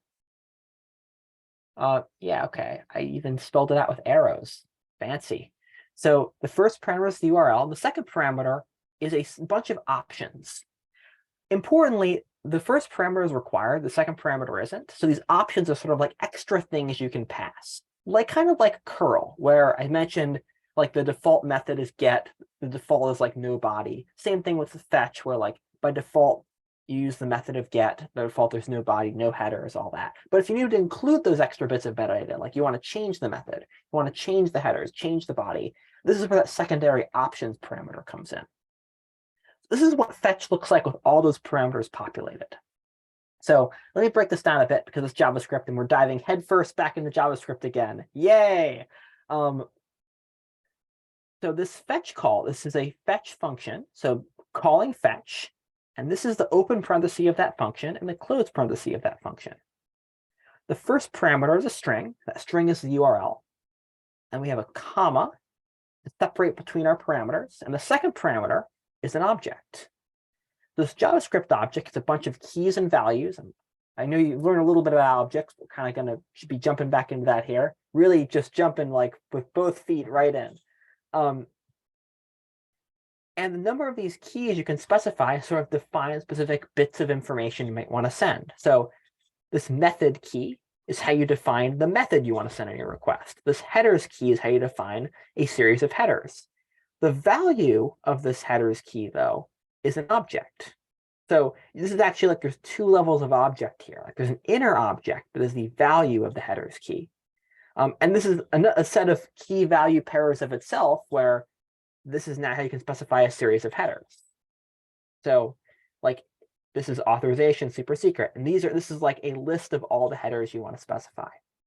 And then you can also specify a body. And this is just a string. This is the string that you should include inside of the body of your request. So that's kind of it, all the bits spelled out of actually like the request, how it's laid out like syntax wise. And I suspect folks have a lot of questions, but I want to do an example before I answer those. So I think that's going to help a bit. Oh, I did this too.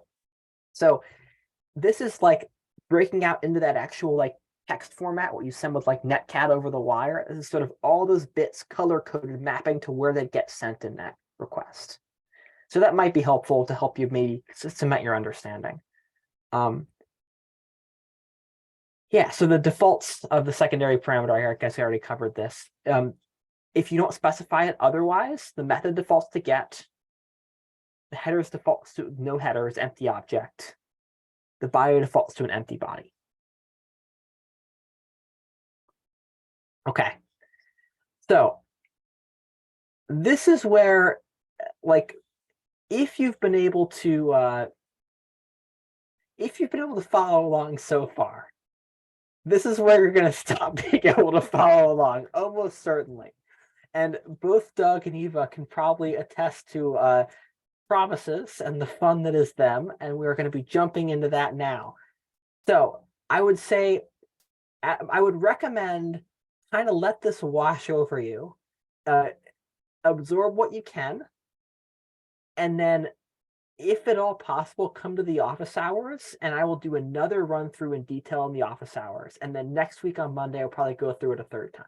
So this is like, I'm doing this now because I want to like, this is one of those things where if I expose it to you a bunch of times, maybe from different ways, it's sort of like you're going to become more familiar with it and it's going to help a bit. But so like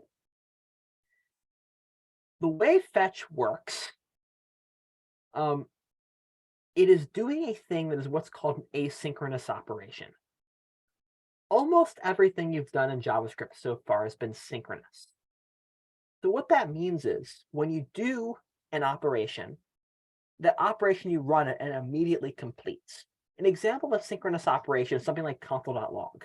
You run it, it prints something after the JavaScript console, it immediately returns. That operation sort of just happened instantly. But there are other types of operations that are not synchronous. You haven't run into too many of them yet, but fetch is an example of this. And the reason why, like to break down why that is, think about when we've made our network requests. We issue that request, and the response doesn't come back instantly. It takes a second. So that, like, if you have a function there and you call that function, like that function can't like get the return value instantly. Like the return value doesn't exist yet. The server's still generating the return value. Like you sent the request off, you're sort of like, you have to wait for the server to be done processing the request, sending you back the response before you can like get the response value in JavaScript. So the way this tends to be handled in JavaScript, at least in modern JavaScript, there's sort of a few different approaches, but the way it has to be handled these days is a thing called a promise. So I have tried to kind of high-level outline what happens here. This is a new explanation, this cohort. So we'll see how this hits, and if it doesn't hit well, I might go back to my old one. But what will happen when you run fetch is you run that function, you run fetch. And what will happen is behind the scenes, this thing called a promise will get created. Think of a promise. Oh, Tara, go for it. I'm sorry, I'm confused. Where are we running fetch at? In the terminal, or is it a separate app? I think I'm like looking through the sites with you, and I'm like, well, how do you get to it? Yeah, good question. So fetch is run in JavaScript. So it's something you'd run in like a script tag on a web page, or in like the JavaScript console of like a web page that you have open. Okay, all right, thank you. Yep. So like to maybe break that down one more time, Postman is what you use to do requests interactively, like play around with them, to do trial and error, test things out. Curl, you can use it to make requests interactively, but its main use case that we're going to be using it for is debugging. So if you have a problem, I might ask you, can you send me that request as a curl? And if you send that to me, I can reproduce your request. Fetch, we are going to be using for making requests inside of actual applications we're developing. So fetch is going to be the thing that's going to be like actually doing like the request that a user is going to be interacting with. Like a user presses a button on a web page, and like that button is going to, like, you can attach a click handler to that button. And when you click that button, you are going to kick off many times like a fetch. And that fetch might reach out to a server and communicate things to that server about what the user just did. So like that's kind of where they break down and like their different use cases. And that's why all three are really important, because you kind of can't really do, like, each one is optimized for a different use case. And in many cases, like, you can't use curl in a web browser. You can't use Postman in a web browser. So like that's why like fetch in particular is so important, because like that's really the only tool you have to make a request in a web browser. So Natasha, you said .js file. Exactly. Yeah. So in an inline script tag or a JavaScript file. Exactly. And fetch is moving information around to make things happen. Yeah, that's a good way to think about it. I like it. Okay. So let's say you make a fetch call. You have a button, you click on the button, you run that fetch function in JavaScript. What's going to happen is when you run that, you're going to like call into the internals of the web browser. You're like calling a built-in function. And what that built-in function is going to do behind the scenes is going to create this thing called a promise. Think of a promise like an empty box, a box that is not filled with anything yet, but at some point in the future might be filled with something. When this box is empty, we call it it's in pending status, so a pending promise.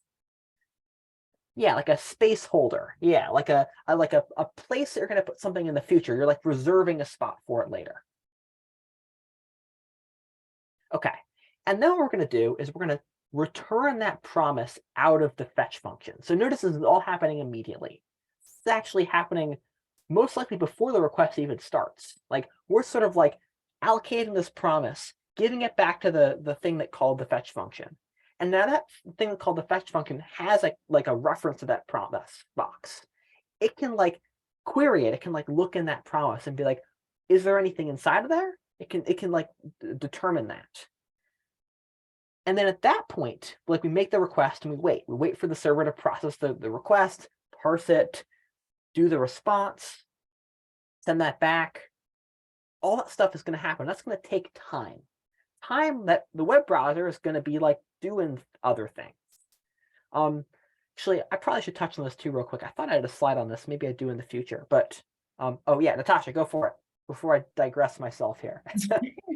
Sorry, question No. about the slide. I'm looking at it. So when you say run fetch code, you mean console log it out in the JS file, but are we putting the fetch and the parentheses inside of the console log parentheses, or is that its own set of parentheses right after the console log request?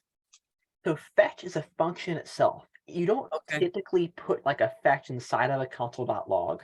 Okay. Think of it as like, I was kind of making that comparison more that fetch and console.log are both like the same class of thing, or they're kind of like the same kind of thing. They're like both built-in Nice. functions in the web browser. Okay, So- because sorry to interrupt you. That's Yeah, the yeah, only go for one it. I've been familiar with thus far to produce results in the console. So I didn't know there were other things you could use to get that going. Thank you. Yeah, well, so we're going to talk about it in a second, but like you might use console.log later to like print the results of what you get back from a fetch. Right. But Okay. like you have to like do the thing first before you can print the results. You know what I mean? You. Yeah. Cool. Okay, so we've got our promise here. We've got this like empty placeholder box thing. And what we sort of did is something kind of like this. So I'm doing this in the JavaScript console, but so I'm calling this fetch function, and I just have this little like placeholder to comment in there. Imagine we've got the parameters we talked about before in there, which like at this point, it's not all that critical that you know exactly what all those mean, but just you put parameters in that fetch call. And that's going to return back to you a promise. And you can see here this promise I'm printing out, and it says promise pending. So it's like waiting. It's not like it hasn't actually run yet, it's sort of waiting. And folks are commenting in the chat. If you actually run this, the promise is going to like, it's going to do other things because like the request happens quickly. In order to make this work, I like had a request that I like purposefully made like that lasted a really long time before it came back a response, so I could like get the screenshot. But like know that like this is it's going to be pending while the request is processing.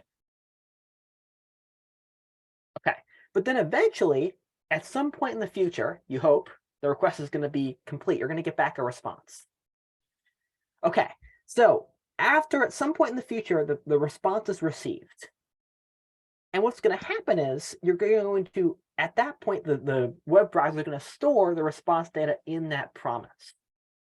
So this is why you reserve that space. You reserve that like box for the future, is because that gives you a place later on you can put the data that you got from the server. And notice that when I switch between these slides here, my promise goes from being pending to fulfilled. So the promise state, like sort of the what point in its life cycle it's at, that changes.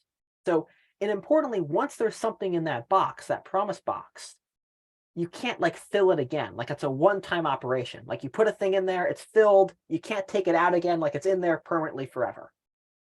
And now, like, you can look in that box. You can like open up the lid and be like, oh, okay, there's my response data. You can like take it out, be like, oh, okay, I got a status of 200. I got this body. All the sort of stuff we've been able to determine so far with like fetch and postman and all that sort, or fetch, not fetch yet, postman and curl and netcat. Getting a little ahead of myself there. So this is kind of what that looks like. So you make your promise, your fetch call, you get back a promise, it's pending, and you wait maybe a few more seconds. And then after it's done, eventually the promise will be fulfilled. You'll see how it says like fulfilled in there instead of pending. And you can see that inside of the promise, that like promise result thing, it says body status. We got data in there that came back from the server. That data, like that's like the way that the browser is exposing that response data back to us so we can read it and understand it. Oh, yeah, I wanted to draw emphasis to that is the data. So I did a red line. Okay. Let's actually do a demo of this. I've given you enough background now where I think we can go through it end to end and it'll make some sort of sense. So let's give that a shot. Okay. I am going to open up VS Code and we're going to make a little web page. Probably been a while since you folks did this. Maybe not. I'm going to make a new file here, and I am going to, let's see, I'm going to save this to, let's put it on my desktop. Sure, that's good enough. And I'll call it like fetch example.html. I should also say, don't feel like you have to follow along with me here. I'm going to take this code when I'm done. I'm going to paste it in the chat. You can just paste it in a file and try it out. You can watch the recording later. And again, we're going to go through this again at the office hours and then again on Monday. So just like, I would recommend just watch for now, because I'm going to kind of move pretty fast here. So I'm going to start by laying out my page. This should probably be pretty familiar to most of you at this point. Title, fetch example, body.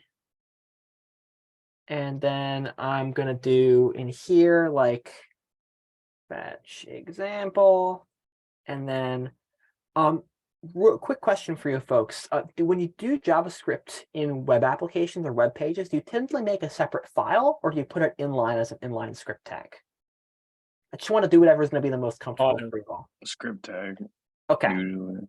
So in the same file, so like a script tag with like JavaScript inside, or like a script src equals whatever.js. Script src. Okay, I'll do it that way then. So I'm going to make a script src. I'm going to go fetch example.js, maybe something like that. Okay, and that's, I think, going to be all we have in our HTML. So now I'm going to make a new tab here, and I'm going to make fetch example.js. And then here I've got my JavaScript. So I'm just going to start out by like console.log hello world, something like that. Okay. Now this is where, because I'm not a VS Code user, I'm probably going to struggle. I think I press this go live button. That's when you've been, oh crap, I got to do like a workspace. Okay. Let's give that a try. So if I go to here, I make like a new directory. Can I do that? Here. I'll go like fetch example, and I will put both these in here. Something like that. Okay. Now I'm gonna close that and go file, open folder, go there. Okay. Yes. And that. Excellent. Okay. Wow, that like worked on the first try. Amazing. Okay. So I'm assuming that so far this is like something that's somewhat familiar. Like we've got a script tag, it's logging out hello world. Should kind of roughly make sense, I hope. So we're going to put a fetch call in here now. So going back to the slide where I outlined that, I'm going to do this one. I'm going to make a request to that fruit endpoint again. Kind of keep coming back to that one because it's an easy one to get started with here. So I'm going to go fetch. And fetch takes two parameters, remember. The first one's URL, the second one's some options. So the first parameter, I'm going to pass HTTP careersincode.xyz/fruit. And then my second parameter, I'm going to go method get. Something kind of like that. Okay. And then I'm going to store this into a variable called promise. Cool. And I'm just going to log this out. Hope this is going to work. This might, yeah, okay, sweet. Okay, so notice how it's promise pending. So that's clear what we saw in the slides before. So what's going on here? Well, I open up this file, I log out hello world, and then I make a request with fetch. So fetch is kicking off a request to this URL with a method of get, and headers and body are empty. And storing that, it's giving me back that promise value, that box that could be filled later. And I'm logging out that box. And we get it here. So it's empty. However, really what we want to do is like, I want to do something like check the state of the box later. Like I want to see when that box gets filled. So I'm going to delete that line. I'm going to remove that console.log. And all the variables that get defined in here, they're global. They're like things I can access in the shell here. So in the prompt here. And I'm pretty sure you all are familiar with the developer tools over here, the JavaScript console. I'm using it assuming you are familiar. If you're not, please speak up and I'll do a little thing on it. But it's kind of important to this demo here. So I am going to type in here promise. And you'll see that now it's fulfilled. And the reason why, so when I logged it out here before, I was logging it out immediately after I made the fetch call. So you can think of what's happening there is like, I log it out before it even like reaches out to the server. It's like it happens immediately. And this is this idea of asynchronous.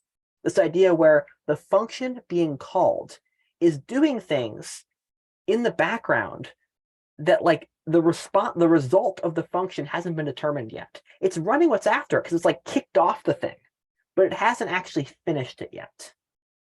It's kind of a weird idea, but we're gonna deal with this a bit, and I think after a few days, it'll make a bit more sense. So we've got this promise here, and when I like logged it out here, printed it out, it says fulfilled, and it's because I'm like querying it like many seconds after it's been made. I'm like logging it out like well after it's done. So now it's fulfilled, and I can see like inside of here, there's like status 200, status text okay. Some things that should look kind of familiar to sort of what we've talked about with responses. So that's great and all, but you might be thinking, okay, how do I actually like print out this promise thing in this file? Like I need to be able to show, like, how do I use that in my code? Like it's great, I can see it in the console, but that's not helpful for my application. And that's kind of where the next part of promises come in, and the part that I think is probably the most confusing part. But we'll work through it and we'll figure it out. So we need a way to run code when the box gets filled. And the way you do that is there is a method available on the box. So like the box has some like functionality built into it. And one of those bits of functionality is a method called then. So if you have this promise object, you can call .then on it. And .then takes as a parameter a function. So breaking down the syntax a little bit here, we've got promise, which is what we defined up here, calling .then on it. And .then is a function. So those are the opening and closing parameters of .then. Inside of it, you have this. This is an arrow function inside, an anonymous function that's being passed to .then. And what will happen is once think of .then as like it'll call the function once the box gets filled, once a response comes back, once there's data inside. And it will give you as a parameter of that function the response. So you can see in here, I'm logging out response.status, which if we went back over to here, you'll see that's 200. So importantly, it's not going to give you the promise in the callback. It's going to give you the data in this promise result thing. It's going to give you what's inside of the box, not the box. So I'm going to take this. I'm going to bring that over into VS Code here. I'm just going to paste it in verbatim like that. Fix the indentation though. Got to do that. Got to have good indentation. Okay. So now I'm going to save this. I'm going to come back over here. You're going to see I get 200. Just to make it even more obvious what's going on, I'm just going to log out the response, not even the response.status. And you'll see that this has the same shape that was in our promise before. Got all these different bits in here. And if I reload this, you'll see that you see hello world, and it actually is a split second, and then you'll see the response. Hopefully the lag on the video call is not too bad, but if it's not, you can maybe see it. So I'm going to reload it a few times, just like keep an eye out for that. So reload it, see it like log. So like that is not that much time to make that request. It's maybe like 250 milliseconds or something, but for a computer, that's an eternity. For a computer, things that happen instantly happen in nanoseconds, or like maybe like 10, maybe like 100 nanoseconds or something like that. Like that's sort of the unit we're talking about. Milliseconds for a computer, that's like very, very slow. So this is something where to a computer, this is like taking a long time for that. Like during the time while that request happened, you could run like many, many, many instructions. So that is high level, like what fetch is about. There's this .then, or this fetch allows you to make requests in a web browser.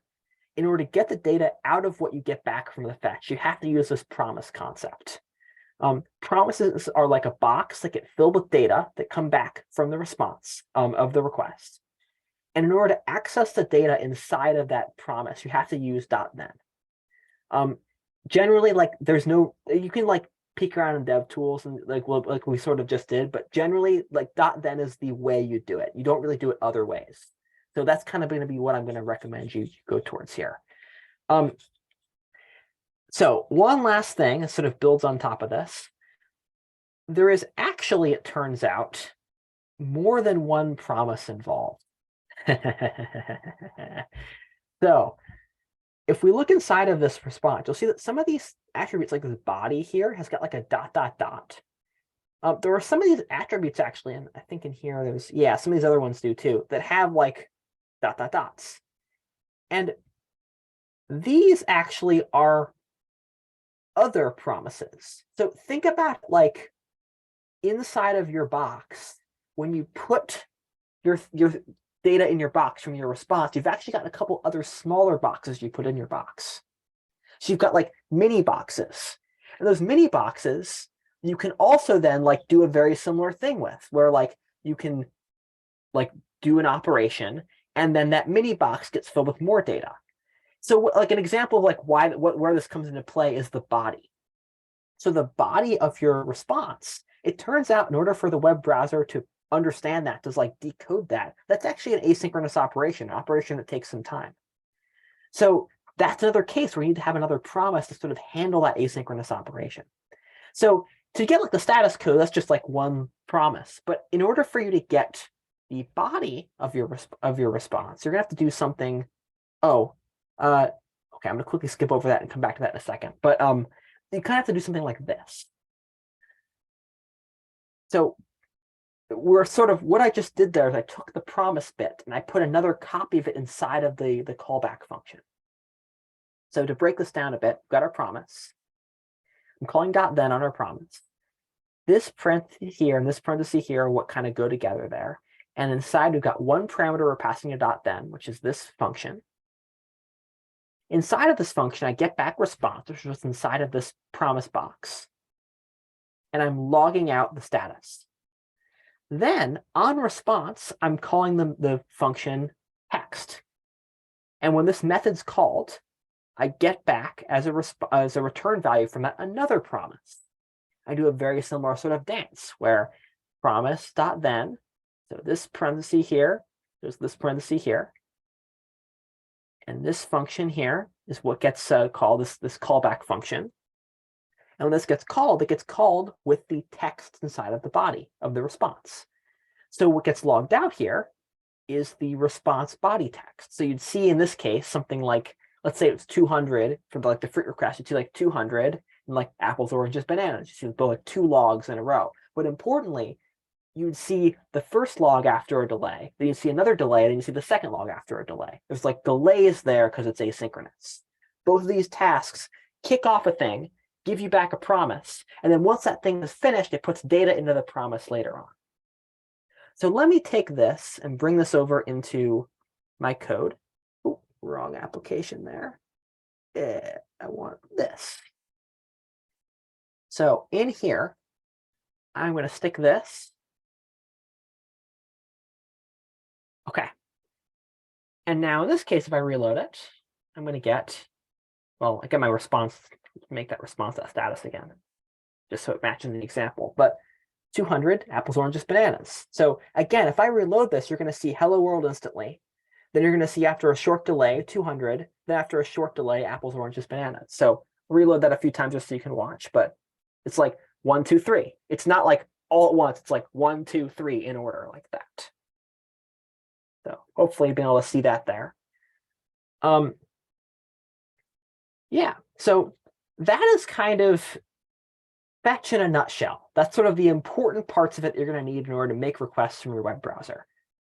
I skipped over the slide above, which I want to come back to, and that is that console.log in this case has to be inside of the .then function. So if you try to do something like this,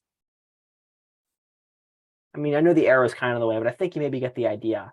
Like, the reason why this doesn't work is because this function is being run once the asynchronous operation completes. So what you're doing here is you're trying to like log out data that doesn't exist yet. And in practice, even like response here, this variable hasn't been defined. Like this variable is being defined as part of this function signature here. So the error you'd actually get in this case is something like response is not defined. But like as a side effect on top of that too, like just in essence, what you're trying to do wouldn't work as well. So there's like kind of 2 levels of problem here where like the variable just literally doesn't exist, but then also like you have to be inside of the dot then, because you can't look inside of the box until there's something inside of the box to look at. Like, it doesn't really make sense to do that beforehand. So I'll stick this back inside here. Okay. Yeah, I just did a demo. Okay. I think that's where I'm going to leave it. Just for my own information, to sort of prepare myself for the office hours this weekend, can I get like either it might be easier to do it in chat, just like a thumbs up, like a middle, or a thumbs down, just like how did that go?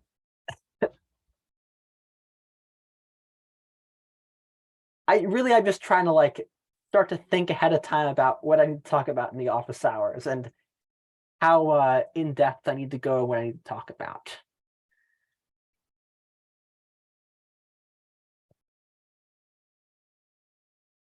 And it's a thumbs down is totally fine.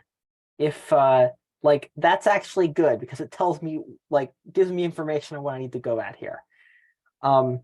I'm seeing a lot of thumbs up, which is like exciting, because that normally isn't what I get after that.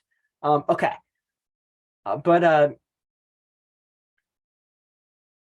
Cool. So I'd say that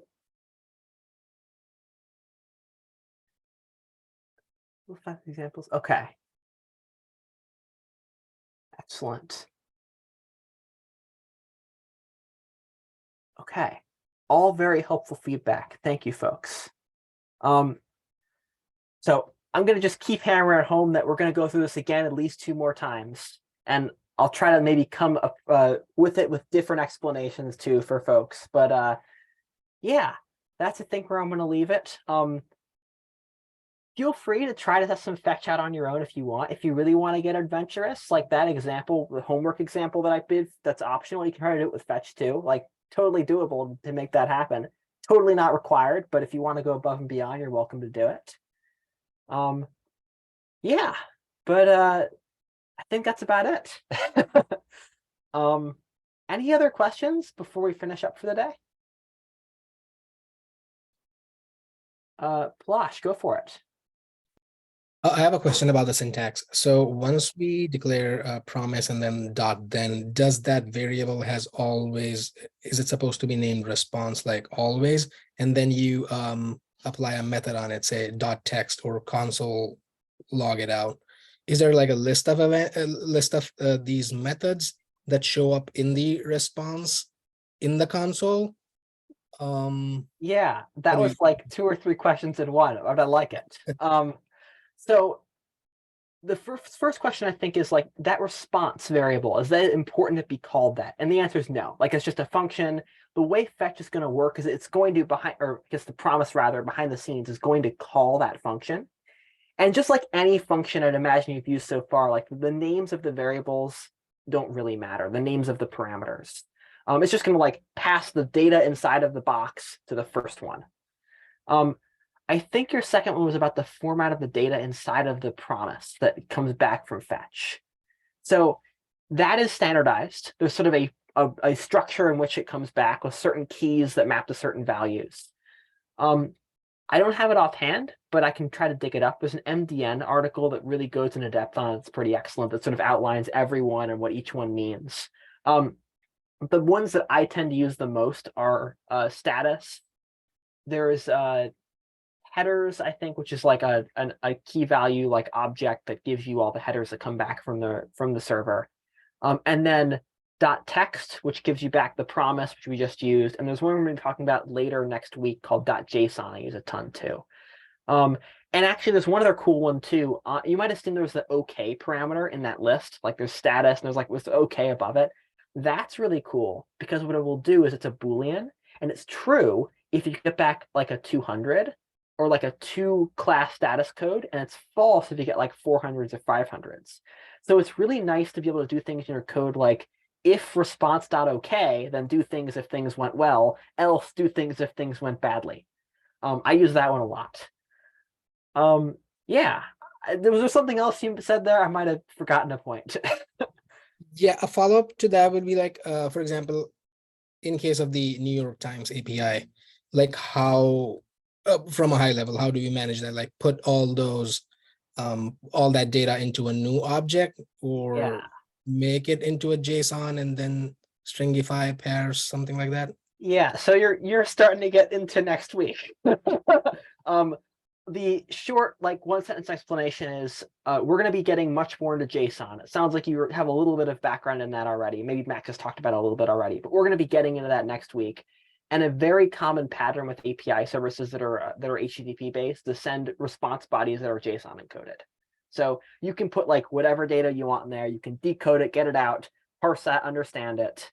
And like that allows you to do things like right now we've just sent like text and bodies, and you might have noticed that like we're just sending text, and because of that it means that like that's not that very computer readable. But sort of like we need a protocol for our bodies, like it's protocols all the way down here, and JSON's like the protocol we're going to use for our bodies, but that's like I think next Wednesday, I think something like that. So we're getting there. Thank you. Yep. Ryan, Amberlyn just wrote to me. She said she got disconnected and she was hoping you could share that file that you used. Oh, for yes. the demonstration. Thank you for reminding me. I would have totally forgotten to do that. I'm going to send both the JavaScript and the HTML in Slack right now in this CICC5 channel here. Okay. And it'll be up to you if you want to actually run this to like put them in their proper files and like update the script tag to point to the right thing. But I think at this point, probably that should be pretty doable for most of you. Okay, so HTML, JavaScript. Cool. You should have what you need there.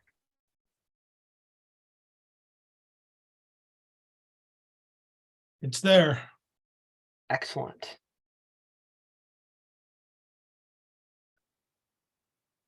And I do have one last question if no one else has a question. So you mentioned a couple of times, like in Postman, in your notes, it said default port 80. Can you set a port other than 80? I didn't see any place in Postman to do that. Yeah, so this is something that I kind of glossed over, but there's a way with a URL you can do that.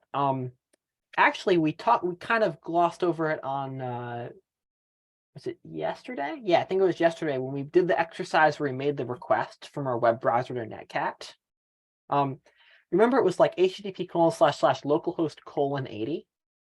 So I did that really just to be thorough, but that's kind of the way you can specify custom ports.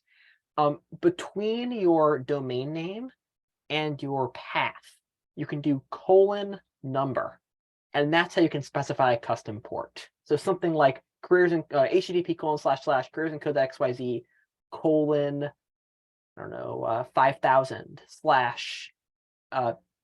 echo or something like that. That could work. But then careers and code XYZ has to be listening on 5000. Is that right? Yeah. So Okay. if you tried to do that right now, you would get back an error. I'm pretty sure. I'm saying I'm pretty sure because I might actually have the server running on other ports as well. I forgot how I configured it. It's been a little bit, but like, okay, let's move it from 5000 to like 7000. If you did that on port 7000, that wouldn't work. I knew that for sure because I might have set it up the server to also run on port 5000. That's why I'm a little worried there. But like, if you did it on port 7000, like careers and code XYZ : 7000 / fruit, that would not work. You would get back an error, something along the lines of like connection refused, or like something like that.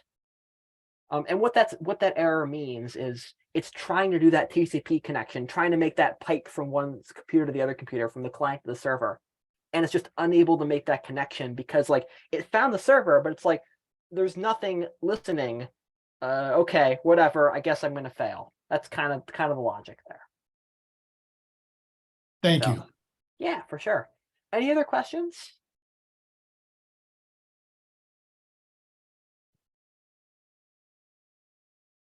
Cool. Thanks, Ryan. Yeah, for sure. You're welcome to leave. I'm just going to take one more quick peek at the comments just so I can refresh myself before I leave here. But you're good. We're good to go. I'm going to stop recording. Have a good night, folks.